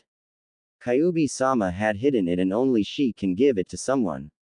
Naruto nodded before asking, have you by chance heard of the word, Jinchuriki? Naruto saw the fox's eyes widen in surprise before returning to its cute and lazy stance. I see that you have. I have the Kyuubi no Kitsune sealed inside of me. She has given me the contract as a gift for attaining Genin rank. My name is Naruto Uzumaki. I will do my best to make your clan and Kyuubi proud to have me as your summoner. The kid nodded slowly before saying, my name is Nana. I congratulate you. Very few interest Kyuubi-sama. Since Kyuubi-sama has given you the contract, I am sure that you will be able to make my clan proud. Now I think I will stay with you for a while. It is very rare that we enter out into the world. Naruto nodded at that before the kit jumped up on his head. She moved around a bit before laying down to rest. Naruto smiled slightly before scratching her behind her ear, resulting in a purr coming from the baby fox. After he was done, he began to practice his new and, now favorite, jutsu for the next 3 days. After the 3-day break that Team 8 was given, they headed towards their training ground. When they arrived, they saw that Kurenai was not present. So they decided to rest in the shade of a tree until she arrived. After a few minutes, they heard the sound of someone using the body flicker jutsu. They looked up and saw Kurenai standing in front of them with a black bag in hand. Alright everyone, I have 3 weeks to get you all ready for the Chunin exams. So I will be increasing your training regimen. In this bag I have chakra weights for Hinata-chan and Shino-kun. Now, while you two are getting used to your weights, I will be training Naruto-kun in Genjutsu. The three nodded, but Naruto groaned as well. He hated Genjutsu. At the end of the day, Shino and Hinata were able to stand with their weights on, which were 50 pounds each, on their ankles and wrists, and were able to walk, a bit slowly. When Naruto arrived the next day, he saw that his teammates were almost adjusted to their weights. Though, he could see that they were still slower than they normally were. Once Kurenai arrived, she handed them 3 pieces of paper. They took the papers before looking at Kurenai for an explanation, with the exception of Naruto, who already knew what it was. These are paper made from a special tree. We call it chakra paper. It is used to find one's elemental affinity. It burns fire, cuts in half, wind, crumples, lightning, gets damp, water, and if it turns to dust, earth. The 3 genin looked at each other before nodding and then sending a small amount of chakra to the paper. Hinata's became damp, while Shino's turned to dust, and Naruto's crumpled up completely and small lightning sparks jumped on it. Kurenai blinked at Naruto's paper before snapping out of it and speaking to her team. Well, it looks like Hinata has a water affinity, Shino has an earth affinity, and Naruto has a strong lightning affinity. Hinata and Shino, I can easily find jutsu for those. Shino probably won't be able to use anything above C rank. Naruto, though, I only know one person who knows lightning jutsu. Naruto nodded before saying, that is all right, Kurenai. My mother left me some lightning jutsu that I can work on, and I also have to work more on my iron sand. I don't have the control over it that I want. Kurenai nodded before asking him a question. What do you mean you don't have the control you want with your sand? Well, my mom said that some in my clan trained it so well that they only had to move their fingers or just think it and it would do it. I still have to gesture with my hand to use my bigger jutsus or the more complicated ones. Kurenai nodded at that before saying, alright, you can work on your own for now while I work with Hinata and Shino. I will bring you the jutsu I want you to learn tomorrow. Hinata and Shino nodded at that before following Kurenai to begin their training, while Naruto stood in the middle of the clearing and began his as well. 2 weeks later, Naruto was walking down one of the streets of Konoha. Kurenai had given the team the day off to rest before starting their train back up. Naruto was happy with his work and he knew that his teammates were as well. Shino had increased his weights to 100 per limb. He had also learned a few earth jutsu, mostly D rank, to help with survival, as his bloodline made it impossible to use high-level jutsus as his insects fed off his chakra. He was able to do 2 C rank jutsus before he had to stop. His chakra reserves, though, had increased to a high-level chunin. Shino had told them that his bugs had really liked that his chakra pool had increased. His taijutsu training with Kurenai had also increased his taijutsu to about a mid-chunin, at least that is what Kurenai guessed. Hinata had increased her weights to 120 per limb. Kurenai had helped her, and Shino, on her water jutsu. She now knew 5 C rank water jutsu and a few D ranks as well. Hinata's chakra pool had also increased. She now had the chakra of a high chunin. Hinata had also increased her taijutsu to a mid chunin. She had told them, though, that her cousin, Neji Hyuga, could still beat her in a taijutsu match. Naruto himself had also had weights on. He had changed his gravity seals to chakra seals. These seals would drain chakra on his command and increase the weight on his body. As of right now he had 250 on each weight which he had placed on his ankles and wrists. The cool part of this, at least Naruto thought it was that when he released the chakra from the seals it would go back to his chakra pool, giving him more energy. While his teammates had been drilled into the ground by Kurenai, he had been practicing control of his sand and some of the harder jutsu his mother left him. Naruto stopped when he heard a familiar voice cry out. He walked over to the ally that he heard the call come from and saw a cat boy. Or at least that is what it looked like. The boy was wearing a black suit that had cat-like ears on the top. The girl next to him had her hair done up into 4 ponytails and carried a big fan on her back. When he stopped looking at them he saw that the cat boy had Konohamaru Sarutobi, the Sandame's grandson, in his hand. He also saw Sakura Haruno and Konohamaru's friends, Udon and Moegi. That hurt you, brat. You will pay for that. Naruto heard the cat boy say as he raised his fist. Oh, put him down, Kankuro. We did not come here to get into fights with kids. The girl next to the now named Kankuro said. Shut up, Tamari. This kid is going to pay for running into me. Kankuro said to Tamari. He pulled his fist back and launched it forwards. Before it made contact with Konohamaru though he saw a black sand wrap around his hand. I suggest you let go of the kid, Sunanin. Kankuro, after recovering from his shock, turned to Naruto and said, oh yeah, and what are you going to do about it? Naruto stared at him before uncrossing his arms and moving his right hand so that it was above the sand he had next to him that was connected to Kankuro's hand. Lightning appeared and crackled around his hand. If you don't, I will send this lightning through my iron sand and electrify you. It is your choice though. Kankuro looked from Naruto's hand to his face before letting the kid in his hand go. Once Konohamaru was behind him, Naruto stopped the lightning on his hand and returned the sand to his gourd. Before he could return it though, his black sand shot in front of him and connected to the light brown sand that was headed towards him. As his sand battled with the foreign sand, he turned towards the source. He saw a red-headed boy with the kanji for love on his forehead. He also had a brown gourd on his back. As the red-headed kid used the Suna body flicker jutsu to get in front of Tamari and Kankuro, Naruto stepped in front of the scared academy students and Sakura. Naruto stared at the new sand-wielding boy who was leaking a small amount of ki. The boy's chakra felt like his but was also different at the same time. That is because he is also a demon container. He holds that crazy, bloodthirsty, raccoon dog, Ikibi no Shukaku. Naruto's eyes widen at that information before calling back his sand. He saw the red head do the same. You are interesting. What is your name? Naruto heard the red head say. It is common courtesy, spelling. To give your own name before asking someone else's. Gaara number Sabaku. Naruto Uzumaki. Gaara nodded before turning and walking away. Before he was out of earshot though, Naruto heard him say, I look forward to meeting you in the Chunin exam, Naruto Uzumaki.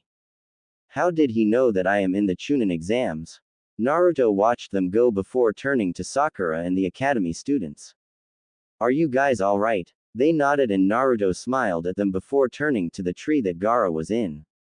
I suggest Sasuke-san, that if Kakashi-san enters you in the Chunin exam that you train hard.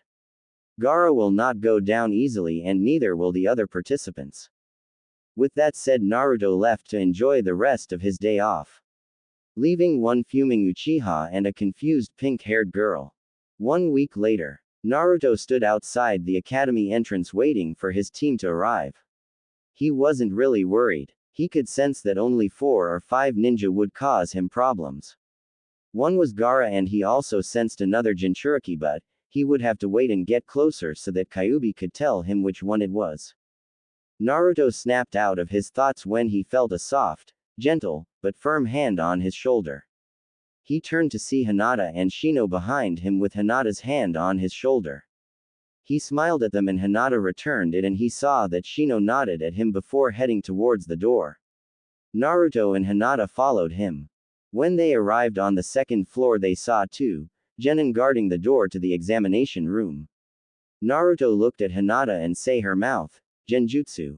He nodded and saw that Shino had noticed as well. As they moved towards the stairs to the third floor, he saw a fist headed towards a familiar bun-headed girl. Tenten Nichan. Naruto thought as he saw her. With Tenten. Tenten watched as the fist the genin threw at her come closer after she backed up her friend, teammate, Rock Lee. She closed her eyes and waited for the blow to land so that she and her team could keep up with the impression that they were weak. After 10 seconds of not feeling any pain, she cracked her eyes open a little to see what happened. Her eyes snapped open when she saw the familiar black sand holding the genin's fist an inch from her face. Before the genin could do anything, the sand threw him into the wall. Everyone's attention returned to the black sand that was floating in mid-air. They followed it with their eyes and saw it return to a blonde-haired kid with a gourd on his back, which the sand returned into. Naruto smiled at them before winking at Tenten, who grinned back at him, before walking off with his team. When they entered a big room, they heard a girl's voice call out to them. They turned and saw a brown blur headed right for Naruto. The missile smashed into Naruto and they both ended up on the floor. When the dust settled, they saw Tenten hugging Naruto and saying stuff about not meeting up with her or not coming back to meet her dad at the store. After Naruto was able to get Tenten off of him, he turned to his team and began to explain. Hinata-san, Shino-san, this is Tenten Nichan. She is not my real sister, but she might as well be. I have known her for about 4 years. I met her when I went to her father's store to get some chakra metal for my sand. Flashback 4 years. 9-year-old Naruto walked down the market district's main street as he searched for the store that the old man told him had chakra metal that they would sold him. As he walked, he ignored the glares and muttering that went on around him. As he let his mind wander, he felt his sand black a bottle from his right. As he stopped and turned, everyone stopped as well and watched with fear and hatred shining in their eyes. Once Naruto came to a stop, he saw an old man somewhere in his mid-40s glaring at him, but Naruto saw the slight fear in his eyes. Naruto could not blame him. It was after all the first time that he had paid attention to the people who threw things at him on the street. Usually he would ignore them and continue on his way. That stops now. Naruto though just continued to stare at the old man. As he continued this staring contest, he sensed the people's fear rise. Oh, he would not hurt them. He had promised the Hokage after all, but that did not mean that he could not scare them. He willed his sand and formed it into the 9-tailed fox before launching it at the old man. Said person closed his eyes and awaited his death at the hand of the demon. After a few minutes though, he opened his eyes and saw that the demon was walking away and his sand swirling around him at a lazy pace. As the civilians got out of his way, Naruto saw the store he was looking for down the street. So this is the Dragon Claw ninja shop that the old man was talking about. Naruto thought to himself. When Naruto entered the shop, he saw that it was lined wall to wall with weapons. He also saw some ninja clothes and regular weapons. He turned towards the counter and saw a girl with brown hair. He saw that she had it done up into 2 buns. He walked forwards and stopped in front of the counter. He cleared his throat and chuckled when the girl jumped slightly and dropped her magazine, which he saw was about weapons. Welcome to the Dragon Claw. How may I help you? The girl asked once he recovered from her small scare. Naruto grinned at her as he answered. Yes, I would like to order some chakra metal. One of the girl's eyebrow rose before she turned around and called out, Hey dad, you have a customer that wants to order some chakra metal.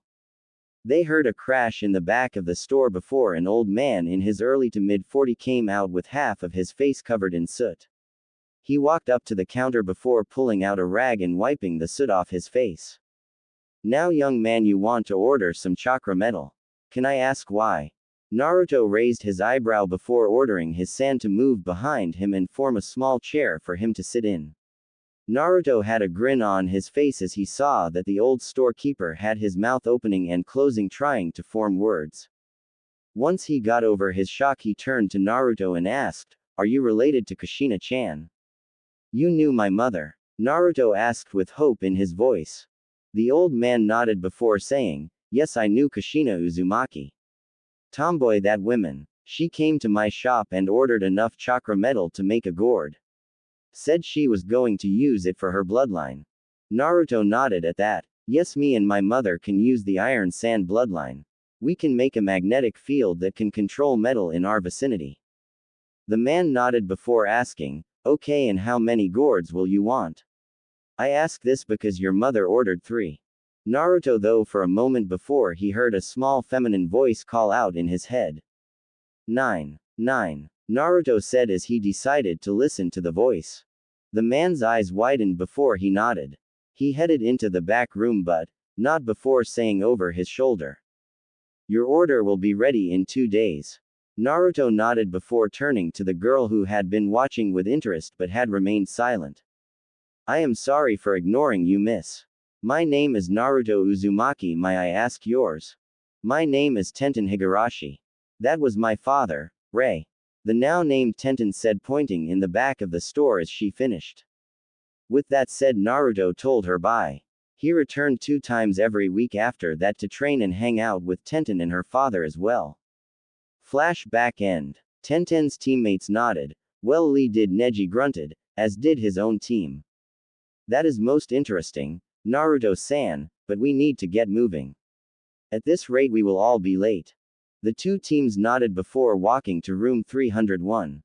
When they arrived they saw Kurenai and a weird guy in green spandex. After Kurenai introduced the other Jonin guy, she explained to them that if one of them had not came with their team she would have to send them back. She also told them to do their best and to be careful before body flickering away with Guy leaving right after he gave his team his own speech. The 2 teams nodded at each other before entering. They were met with over 200 genin glaring at them. They shrugged it off as it was not much. Tenten hugged her brother before she and her team left to wait in the crowd.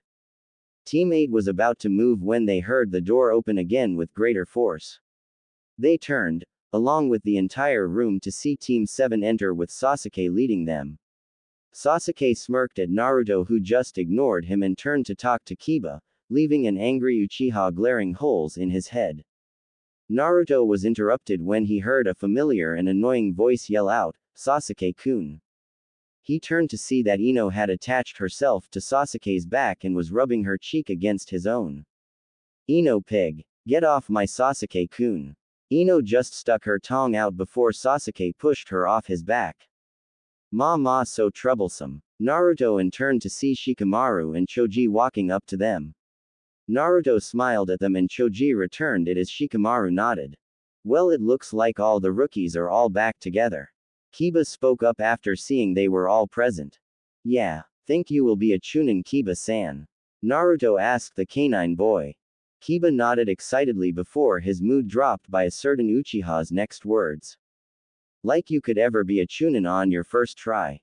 Kiba turned his angry-filled eyes to him and opened his mouth to say something when he was interrupted by a new voice. "You guys are rookies, right? First time here. You should be more quiet. There are a lot of competition here that don't like rookies." They group turned to see a boy with glasses and who looked about 19 or 20 approach them. He had silver hair and wore a purple shirt with a white undershirt along with a white sash around his waist at an angle. He wore purple pants and a shuriken holster on his right leg. He immediately put Naruto on edge as he smelled snake coming off him with his enhanced senses. Hinata and Shino were the only ones to see him tense a little as they had been with him longer and knew him. They too put their guard up around the older genin. "Oh, and why is that?" Kiba asked as his companion, Akamaru, popped out of his jacket. The silver-haired genin fixed his glasses as he spoke. "Well, if you look behind you, you will know." They did so and saw that every, save a few, were glaring at them with ki mixed in. They turned back to the genin when he started talking again. "Tension is high in the Chunin exams. Most are also not very happy about rookies taking the exam. I have to say though, this is the toughest bunch that I have seen in the exams." "And you have taken this exam how many times, mister?" Naruto asked with his guard still present. The older genin fixed his glass again before speaking. "Forgive me. Where are my manners? My name is Kabuto Yakushi. Break. Now then, first off, I would like to say that this chapter kind of changed.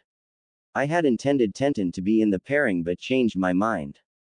To set this straight, the pairing will be Naruto's Kyuubi's Kurenai. Since two girls is about all I can do. Any more and it will most likely become crappy.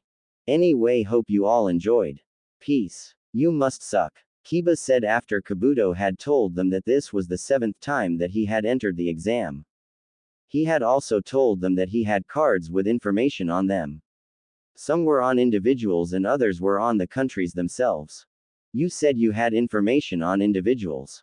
Sasuke asked Kabuto after thinking for a moment. Kabuto nodded and said, yes. Just tell me their name or describe them. I might have information on them. Gaara number Sabaku, Rock Lee, and Naruto Uzumaki. Sasuke said after Kabuto explained. Kabuto nodded before swiping 3 cards from his deck. He picked one and channeled chakra into it. A picture of Rock Lee appeared on the picture along with a diagram. First is Rock Lee. He is a member of Team 9, also called Team Guy. His teammates are Neji Hyuga and Tenten Higurashi. Sensei is Guy Maeda. His taijutsu is off the charts but is unable to use jujutsu and genjutsu. He has done 50 D rank missions and 10 C rank missions. He put Rock Lee's cards back and pulled out the next one. Next is Gaara no Sabaku. His teammates are his siblings, Kankuro and Tamari no Sabaku. Sensei is Baki. He has done 15 C rank missions and 2 B rank missions. Other than that I don't have much, although, it says here that he has come back from every mission without a single scratch. As he pulled out the next cards, the rookie 9 looked over at the redhead and most shivered at the glare he shot them. Naruto, though, never took his attention off Kabuto. Next is Naruto Uzumaki. He is a member of Team 8. His teammates are Hinata Hyuga and Shino Aburame. Sensei is Kurenai Yuhi. He has done 35 D rank missions and 1 C rank. His ninjutsu and taijutsu are very good, better than most chunin. His genjutsu is slightly below average. Says here, that he uses his bloodline to control iron sand. He is also very good at lightning jutsu. Ash put that away. Everyone stared at Naruto as most of this was news to them. Kabuto-san, do you have information on that girl over there? Naruto said as he pointed to his left and towards the back. Kabuto looked at her before flipping through his deck. He finally found the one he needed and channeled chakra into it. The picture showed a blonde-haired girl that had slited green eyes. She wore a black bodysuit with Anbu-like armor on her forearms and legs.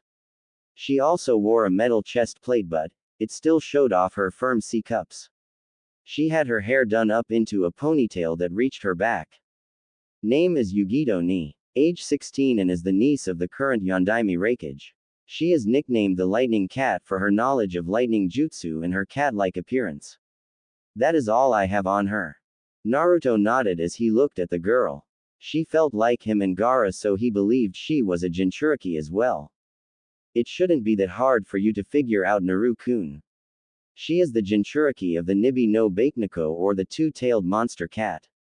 Naruto nodded as he thought about this new information. There were 3 demon containers in the same place, at least he hoped there was only 3. I have a bad feeling about these exams. So do I, Naru-kun, so do I.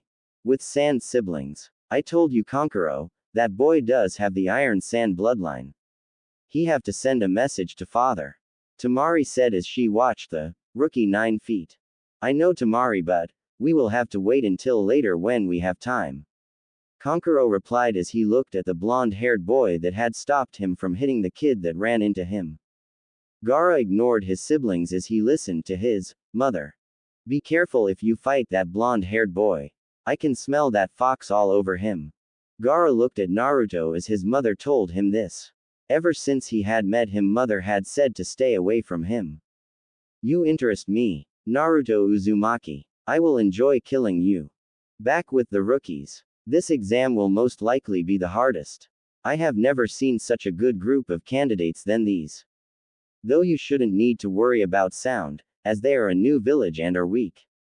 Kabuto spoke up after putting his cards away. Said ninja team did not take too kindly to that, but before they could charge a poof of smoke appeared in the front of the room.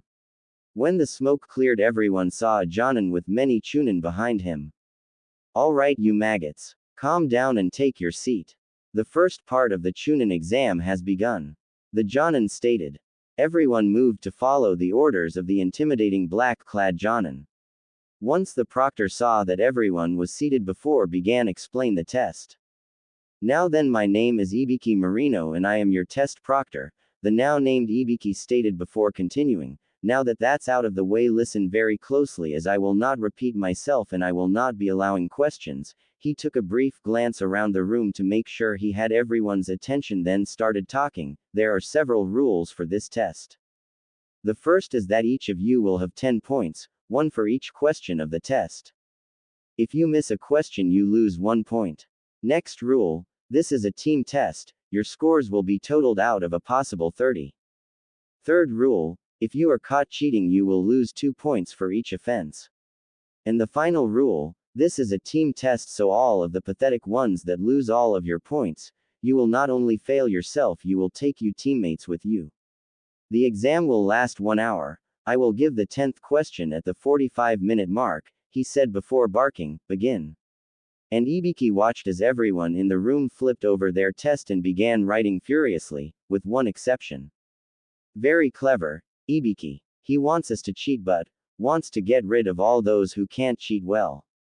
The intimidation works well and I can tell he get a kick out of scaring the more shaky ones. Naruto thought as he looked over his test. Most of them he could not answer, though these were on elemental manipulation that he could answer.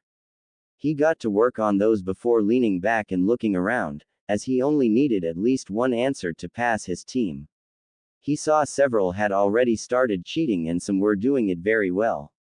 Some, though, could use some pointers. Naruto looked up when he heard Ibiki clear his throat.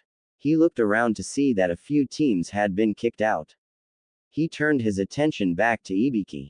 For the 10th question there are going to be some extra rules, he explained. The first is that you must choose whether or not to take the question. And if we choose not to take it? Gaara asked, his voice calm and his eyes fixed on Ibiki. If you choose not to take it, you fail. What? Screamed a grass ninja. If that's the case, then there's no way I'm not taking it. Ah, but there's a catch, Ibiki said, his lips twisting into a cruel smile making the examinees uneasy. Should you attempt the 10th question and answer incorrectly, you and your teammates forfeit the right to take part in the Chunin exam ever again. What kind of stupid rule is that? Screamed Kiba. There are guys here who've taken this thing loads of times. Ibiki just laughed at him. Well, I wasn't proctoring those exams, now was I?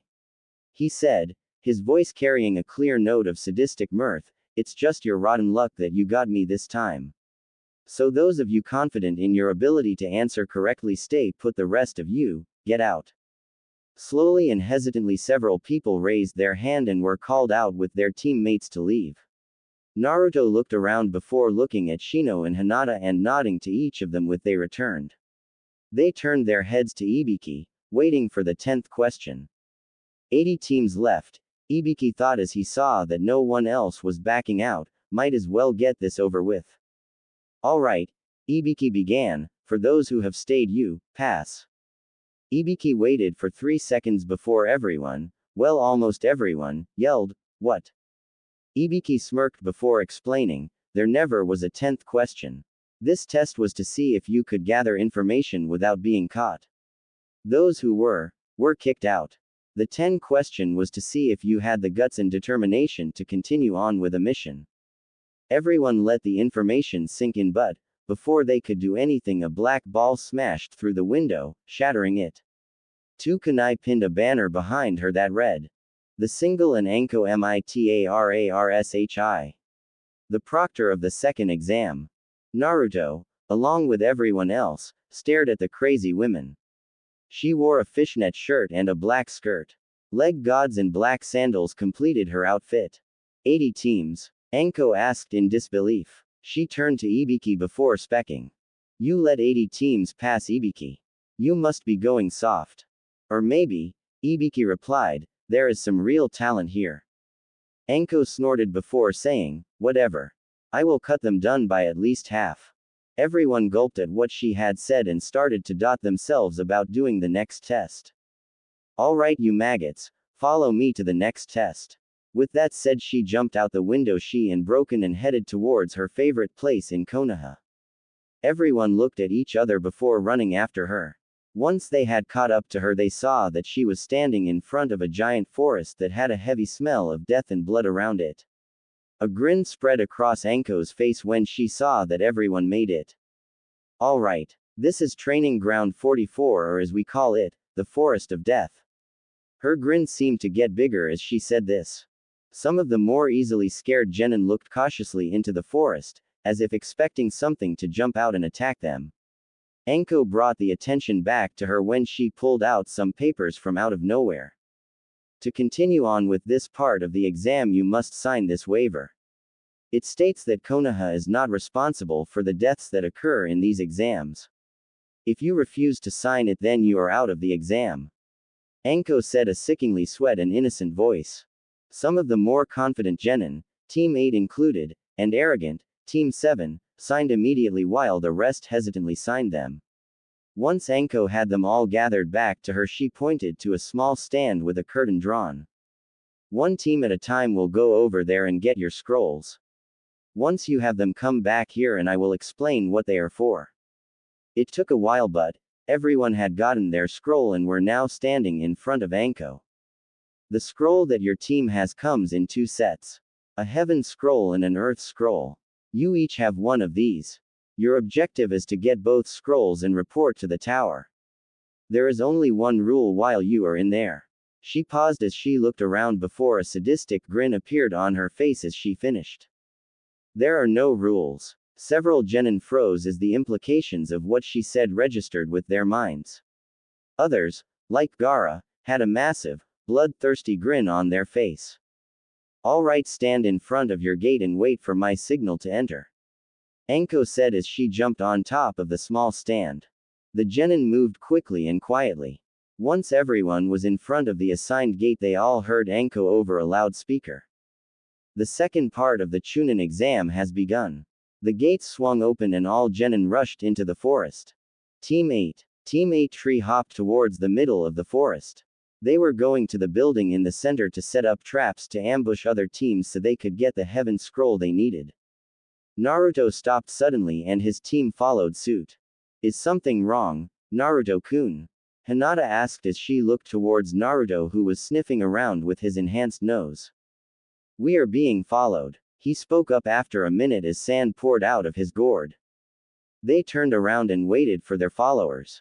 They did not have to wait long as a few seconds later a rock team appeared in front of them. "Ah, a leaf team. Let's kill them, boys," the girl said, seeing who they had come across. The 2 boys grinned at each other before rushing towards Hinata and Shino. As they took their battle deeper into the woods, Naruto kept his attention on the girl. She had blonde hair that reached her shoulders and brown eyes. Her black shirt made her C-cup look bigger than they were, along with wearing a brown pair of pants and black sandals. "Ready to die, little leaf nin?" she asked with arrogance and smugness oozing from her voice. Naruto said nothing as his sand slowly spun around him. The girl looked at it with interest in her eyes before dismissing it and starting hand seals. Naruto just crossed his arms and waited. "I probably won't even have to use taijutsu to beat her, as she is most likely not fast enough to get by my sand." Naruto was snapped out of his thought when his opponent called out her jutsu. Earth Release. Stone Spear Barrage. Many spears made of stone appeared from the earth beneath them. The girl grinned as the spears levitated around her before they shot towards Naruto. Naruto only watched them as his sand rose to protect him. He added lightning chakra to be safe. The girl's grin fell from his face when she saw the spears do nothing to the shield as the lightning destroyed the spears before they could do any real damage. "Please surrender your scroll and I will let you leave unharmed." The girl snorted before beginning a string of hand seals. Naruto signed before he too began his own jutsu. Earth Release. Earth Dragon Projectile Jutsu. The girl called out, thinking that this would give her the win. She was wrong. Lightning Release. Lightning Dragon Projectile Jutsu. Naruto called out calmly. The two dragons let out a huge roar behind their respected masters, before they shot towards each other. The girl grinned thinking she won, as her put almost all her chakra into it. What this girl did not know was that Naruto easily matched her chakra output into his own dragon. The girl's grinning face turned to horror-stricken when she saw the lightning dragon rip through her own dragon and head towards her. On instinct she jumped up and was able to dodge most of it as it was too fast and was able to clip her leg, sending electricity through her body. Before she could recover she felt something hit her neck before consciousness left her mind. Naruto looked down at her before picking her up and then leaning her against a nearby tree. You really need to learn that lightning is naturally stronger than earth. Naruto stated to the unconscious girl as he looked through her pouch. A grin appeared on his face when he saw the heaven scroll in her pouch. His ear twitched before he turned around to see his teammates enter the clearing with their own teammates on their shoulders. They nodded at Naruto as they laid their cargo next the girl. So what do we do now, Naruto-kun? Set up camp or head to the tower? Hinata asked after seeing the heaven scroll in his hand before he put it in his pouch. I would like to set up camp and be fully rested before heading towards the tower.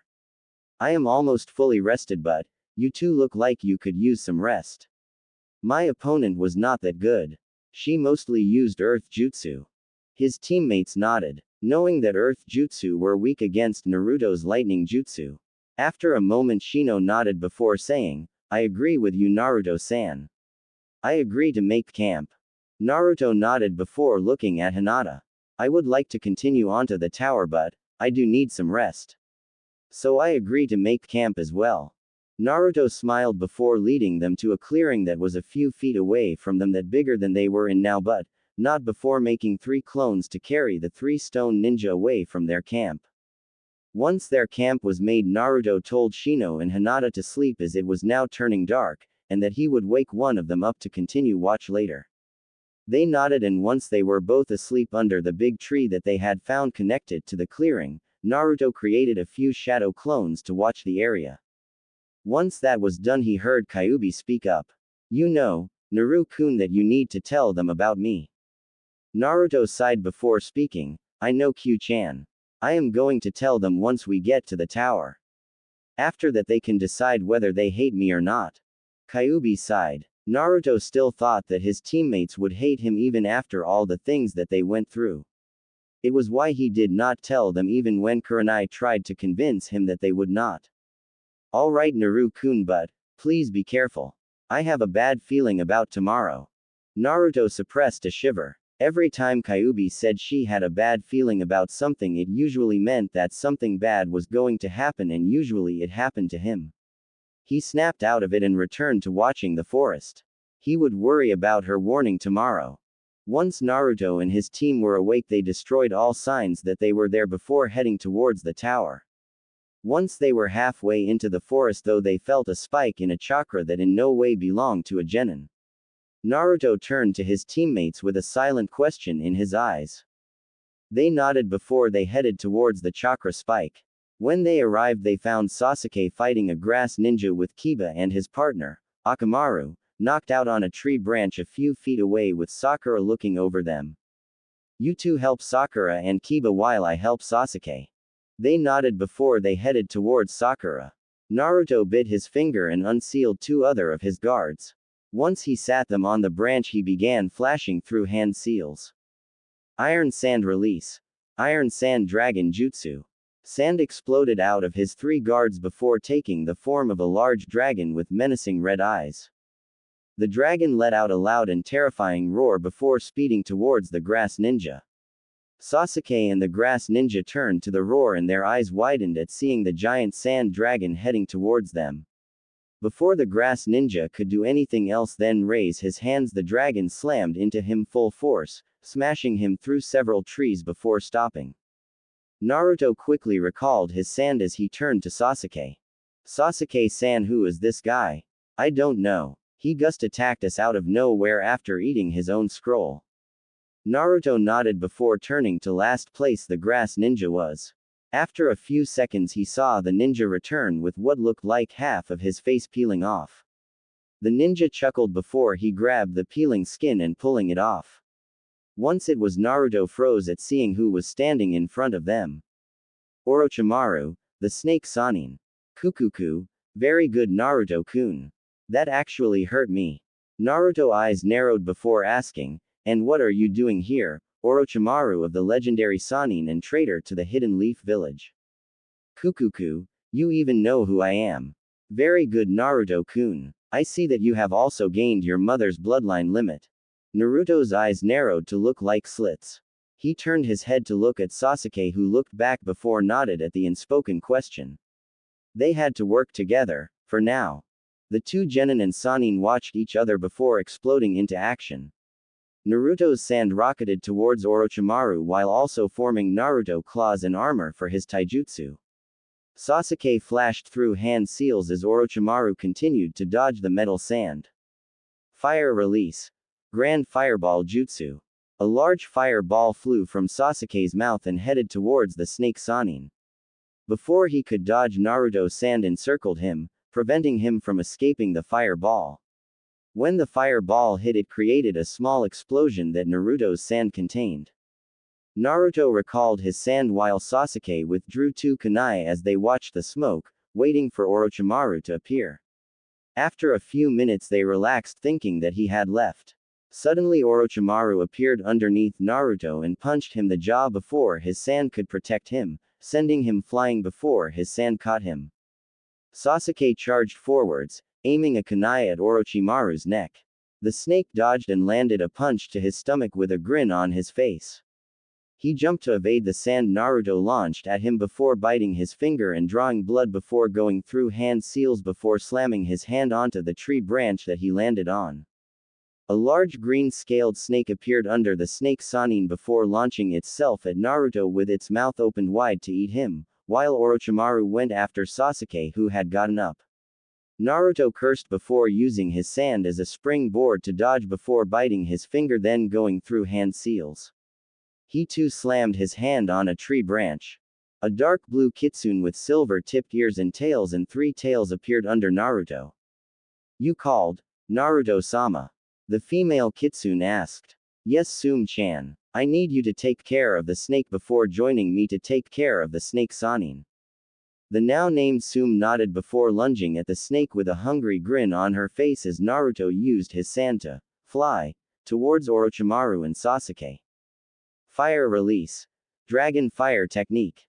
Naruto looked on as Sasuke used the fire jutsu down the wire that he had used to trap Orochimaru to a rock.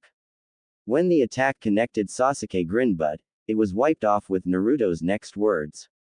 Don't celebrate yet, Sasuke-san. This is the snake Sannin. He is just playing with us. If he wanted to, he could kill us before we could blink. Sasuke gritted his teeth as he looked at Naruto. He was watching the smoke cloud that his jutsu had made, but he could see that he was also watching the surrounding forest. Kukuku, very good Sasuke-kun, but you should listen to Naruto-kun. I am one of the Sannin for a reason. Both the genin's necks snapped towards their left to see Orochimaru rising from a tree branch. Once he was fully reveled, Naruto grinned before flashing through hand seals. Orochimaru watched with interest on his face before his instincts screamed at him to move. He obeyed them and was able to dodge the Sum, who would have ripped his neck to shreds. Iron Sand and Lightning Release. Black Lightning Dragon Jutsu. The snake Sannin's turned towards Naruto and saw his sand gather around him and taking the form of a dragon. The dragon roared as its red eyes looked at him before lightning crackled around the dragon. It roared once more before Naruto willed it to attack. The dragon did. Orochimaru jumped through trees to dodge the dragon, but it proved to be useless as it just smashed through them with the lightning burning the wood. The dragon suddenly put on a burst of speed and opened its mouth before biting down on him. Orochimaru let out a scream as the dragon's teeth dug into his skin and the lightning set painful bursts into him. Naruto smiled as he panted. He finally got him. His smile dropped when Orochimaru turned to mud. He cancelled his jutsu and recalled his sand to him. Sasuke-san, do you see the tem? No, and my Sharingan can't locate his chakra signature. The Uchiha spoke up as he looked around, though he did give Naruto a jealous and angry look. Naruto nodded as he tried to regain his breath. He froze when he heard a chuckle. He turned to see Orochimaru behind him. He quickly launched his sand at him, but he dodged before he punched Naruto in his chest, sending him flying into a tree. Naruto groaned at the impact before looking at the snake. He saw his neck stretch towards him before he bit him on his neck. Orochimaru looked to see that the curse mark took the shape of 3 foxes circling each other. That is new. Must be because of the Kyuubi. Orochimaru removed his fangs before retreating his neck as Naruto's sand returned and formed a sphere around him. Orochimaru grinned before shooting his neck towards Sasuke and biting him on his neck as well. He was pleased to see it take the shape of 3 coma marks. Orochimaru turned when he sensed chakra signature approaching. He saw Sasuke and Naruto's teams enter his sights. What did you do to them? Sakura asked as she checked on Sasuke, who was sweating and seemed to be silently screaming. Shino and Hinata held back on checking up on their own teammate until Orochimaru left. Orochimaru let out a chuckle before saying, I just gave them a gift, if you will. They will seek me out for power. Until then, kiddies. With that, he sank back into the tree branch and the other genin relaxed before Shino and Hinata rushed to the sphere that covered Naruto. It seemed to sense them before it slowly fell apart before taking the shape of his 3 gourds. Shino-kun, will you seal the gourds into a scroll and I will carry Naruto-kun? Shino nodded as he pulled out a scroll and unrolled it to show 9 storage seals on it. He had made it for moments like this. Since Naruto was the only one who could unseal or seal his gourds back into his blood storage seals, he had made this to carry them in case he was unable to reseal them. Once he had them sealed, he turned to Hinata and nodded. Hinata returned it before picking up Naruto and putting him on her back. They walked over to Sakura and Kiba, who they had been able to wake up along with Akamaru. Sakura-san, Hinata asked as they neared them. Yay. Could we join you until Naruto wakes up? It will be safer this way. Sakura turned to Kiba to see what he thought. Sure. I don't mind. Plus they can help us watch over Sasuke. He said as Akamaru backed in agreement from his head. Sakura turned to them and nodded before asking Kiba to pick up Sasuke. He did, though he did do reluctantly, before they headed towards a clearing a ways off with a big tree that was uprooted that they could put Sasuke and Naruto under until they awakened. 4th day in forest. Come on, Dosu. When are we going to strike? A boy with a sound headband asked another boy that was hunched over and covered in bandages with what appeared to be fur covering his back. Soon, Zaku. Kin, be ready. We will strike in 1 hour. They nodded before they returned to watching Team 8 and Team 7. They had a mission from their leader, Orochimaru, and they would complete it. Kill Sasuke Uchiha and Naruto Uzumaki. With Team 7 and 8 an hour later. Shino-kun, Kiba-kun, Sakura-san, we have company. Hinata said as she had her Dujutsu activated. The conscious members of Team 7 and 8 exited the tree to see 3 sound ninja. Alright, wake up Naruto Uzumaki and Sasuke Uchiha. Zaku spoke up with arrogance in his voice. The 4 rookies looked at each other before getting into fighting stances. Dosu snorted before saying, You really think you can beat us? In response, Hinata launched forward, aiming to disable the arm with the metal device on his face. Dosu dodged before pulling his hand back and prepared to fire his melody arm. He was unable to do so when Kiba rushed him with a slash of his claws to his midsection. While that happened, Shino had his bug circle around to the only female member of the team while Sakura stayed back to protect Sasuke and Naruto from stray objects. No one noticed the purple chakra that slowly appeared around Sasuke's body or the red chakra that surrounded Naruto's own curse mark. Mindscape. Naruto let out a pained groan as he awoke in his mindscape. Once he looked around, he was laying under a tree. He stood up and looked around before headed off towards his right. After a few minutes he found Hitomi in her giant fox form licking her lips. Hey Tomi-chan, what are you doing? Said person turned towards him before smiling and turning back to her human form with her tails waving behind her. Hello Naru-kun. I was just having a small snack. Naruto raised an eyebrow before asking, and may I ask what it was that you ate? Her smile turned into a grin as she said, oh just a certain snake. Seeing her container's confusion she explained. You see when that hubby Tem put that seal on you he also put in a small part of his own soul that would have slowly corrupted you. I was able to find him before he was able to do any damage. Naruto nodded slowly before saying, what will happen to the rest of the seal? She walked up behind him and wrapped her arms around his neck as she whispered, the seal will just dissolve by the time you awake. Naruto turned his head slightly before saying, thank you Tomi-chan. She pouted as she said, ah. Naru-kun, don't I get a prize for helping you? What do you want? He asked with a raised eyebrow as he turned fully towards her. Hitomi only grinned before pulling him towards her and giving him a gently lustful kiss. Naruto's eyes widened before they slowly closed and he returned it as he wrapped his arms around her waist. Her tongue slid against his lips asking for entrance which Naruto happily gave. Their tongues wrestled with each other before they separated.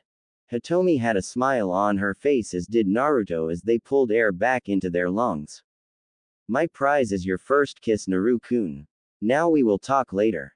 Your team is in trouble as that Uchiha can't control his curse mark. Naruto nodded before giving her one quick kiss before leaving his mindscape.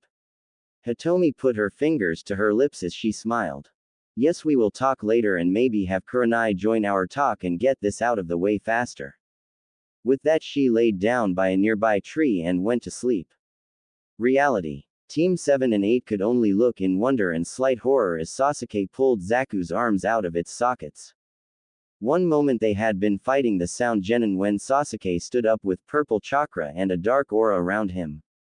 Then he vanished in a burst of speed before appearing behind Zaku with both hands in his grasp as he pulled them. Sasuke let a dark grin appear on his face as he turned towards Kin and Dosu. His grin grew bigger before he sped towards Dosu with his hand outstretched as he reached for his neck. Suddenly a clawed hand wrapped around his wrist, stopping him on the spot. He turned to see Naruto holding him with little effort, though he did look different. His once slitted sapphire blue eye that hypnotized many were now crimson red with a black slitted pupil. His nails were now clawed like Kiba only sharper and stronger. His hair was wilder and looked like fur. All in all it was an intimidating image. You should stop now Sasuke-san. They can no longer fight. Naruto said in a deeper and beast-like tone. To enforce this he squeezed harder on Sasuke's wrist making him cry out and his curse mark withdraw. Sasuke panted as he dropped to the ground holding his wrist as Naruto turned to Dosu and Kin. Leave your scroll and take your teammate and leave. They nodded their head with fear clear in their eyes before doing so. Once they were gone Naruto let Hitomi's chakra recede back into the seal. He picked up the earth scroll they left before throwing it towards Kiba who caught it. You don't want it? Kiba asked, confusion clear in his voice as he looked at the scroll before looking at Naruto. Naruto only grinned before saying, we already have both our scrolls. Kiba nodded as Naruto turned to his teammates who were looking at him with a look that said, what did you just do? Naruto sighed before saying, I will explain once we get to the tower and have some privacy. They nodded before Naruto turned to Kiba. See you at the tower Kiba-san. Kiba nodded before Naruto jumped into the forest with Hinata and Shino right behind him. After a few hours they arrived at the tower. Once they entered Naruto took out the two scrolls before tossing one towards Shino. They nodded at each other before opening them at the same time. Quick Shino-san, throw them away. It's a summoning scroll. Shino did so, trusting his teammate and Naruto did the same a second later. As the two scrolls overlapped each other in an X-like formation a smoke cloud erupted. When the smoke cleared they saw their sensei smiling at them.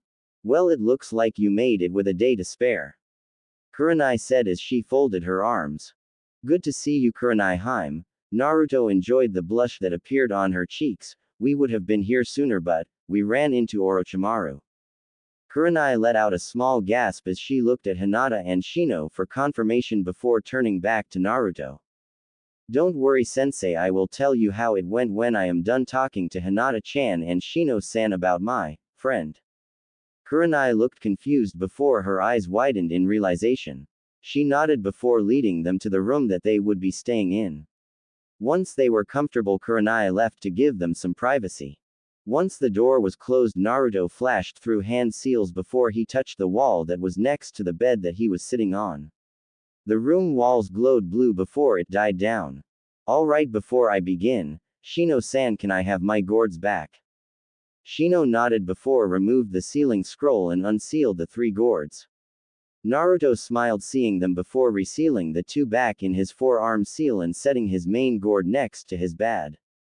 Alright, now that that is done, I want you both to tell me what you both know of the Kyuubi. Both looked confused at the statement, but they went along with it. Hinata decided to go first. The Kyuubi no Kitsune attacked Konoha 13 years ago. No one knows why the Biju attacked the village, but it was able to destroy a vast amount of our forces and village before the Yondaime Hokage was able to defeat it at the cost of his life. Shino nodded when Naruto looked at him as if silently asking if he agreed. Very good, Hinata-chan. Unfortunately, you are only half right. Both looked even more confused, wondering what this had to do with their teammate. No mortal, no matter how powerful, can kill a Biju. So the Yondaime did the next best thing. He sealed it. His teammates' eyes widened at that information. Unfortunately, there is only one thing that can hold the Kyuubi, as an inanimate object would just broke seconds after the sealing. A child. Hinata's eyes started to widen at that as he could see where this was going while Shino seemed to become quieter. Naruto could only sigh at this before continuing. That child was me. I am the Jinchuriki of the Kyuubi no Kitsune. Naruto lowered his face and waited for the screaming to start. So he was completely caught off guard when Hinata jumped at him while crying into his chest. He looked at Shino confused as he wrapped his arms around her, trying to get her to calm down. Once she sat down on her bed before saying, I don't hate you, Naruto-kun. If you have been able to live through almost the entire village's hatred and still stay sane, then you have my respect. Naruto looked surprised and Hinata giggled before saying, if you expect me, a Hyuga, to not notice the villagers' looks, then something is wrong with you. Naruto looked sheepish before looking at Shino. It is illogical to hate you, Naruto-san. You have in no way shown that you are the Kitsune, and if I did, then I would be a hypocrite. Naruto just laughed as tears fell down his cheeks. Once they stopped and he calmed down, a genuine smile appeared on his face as he said 2 words.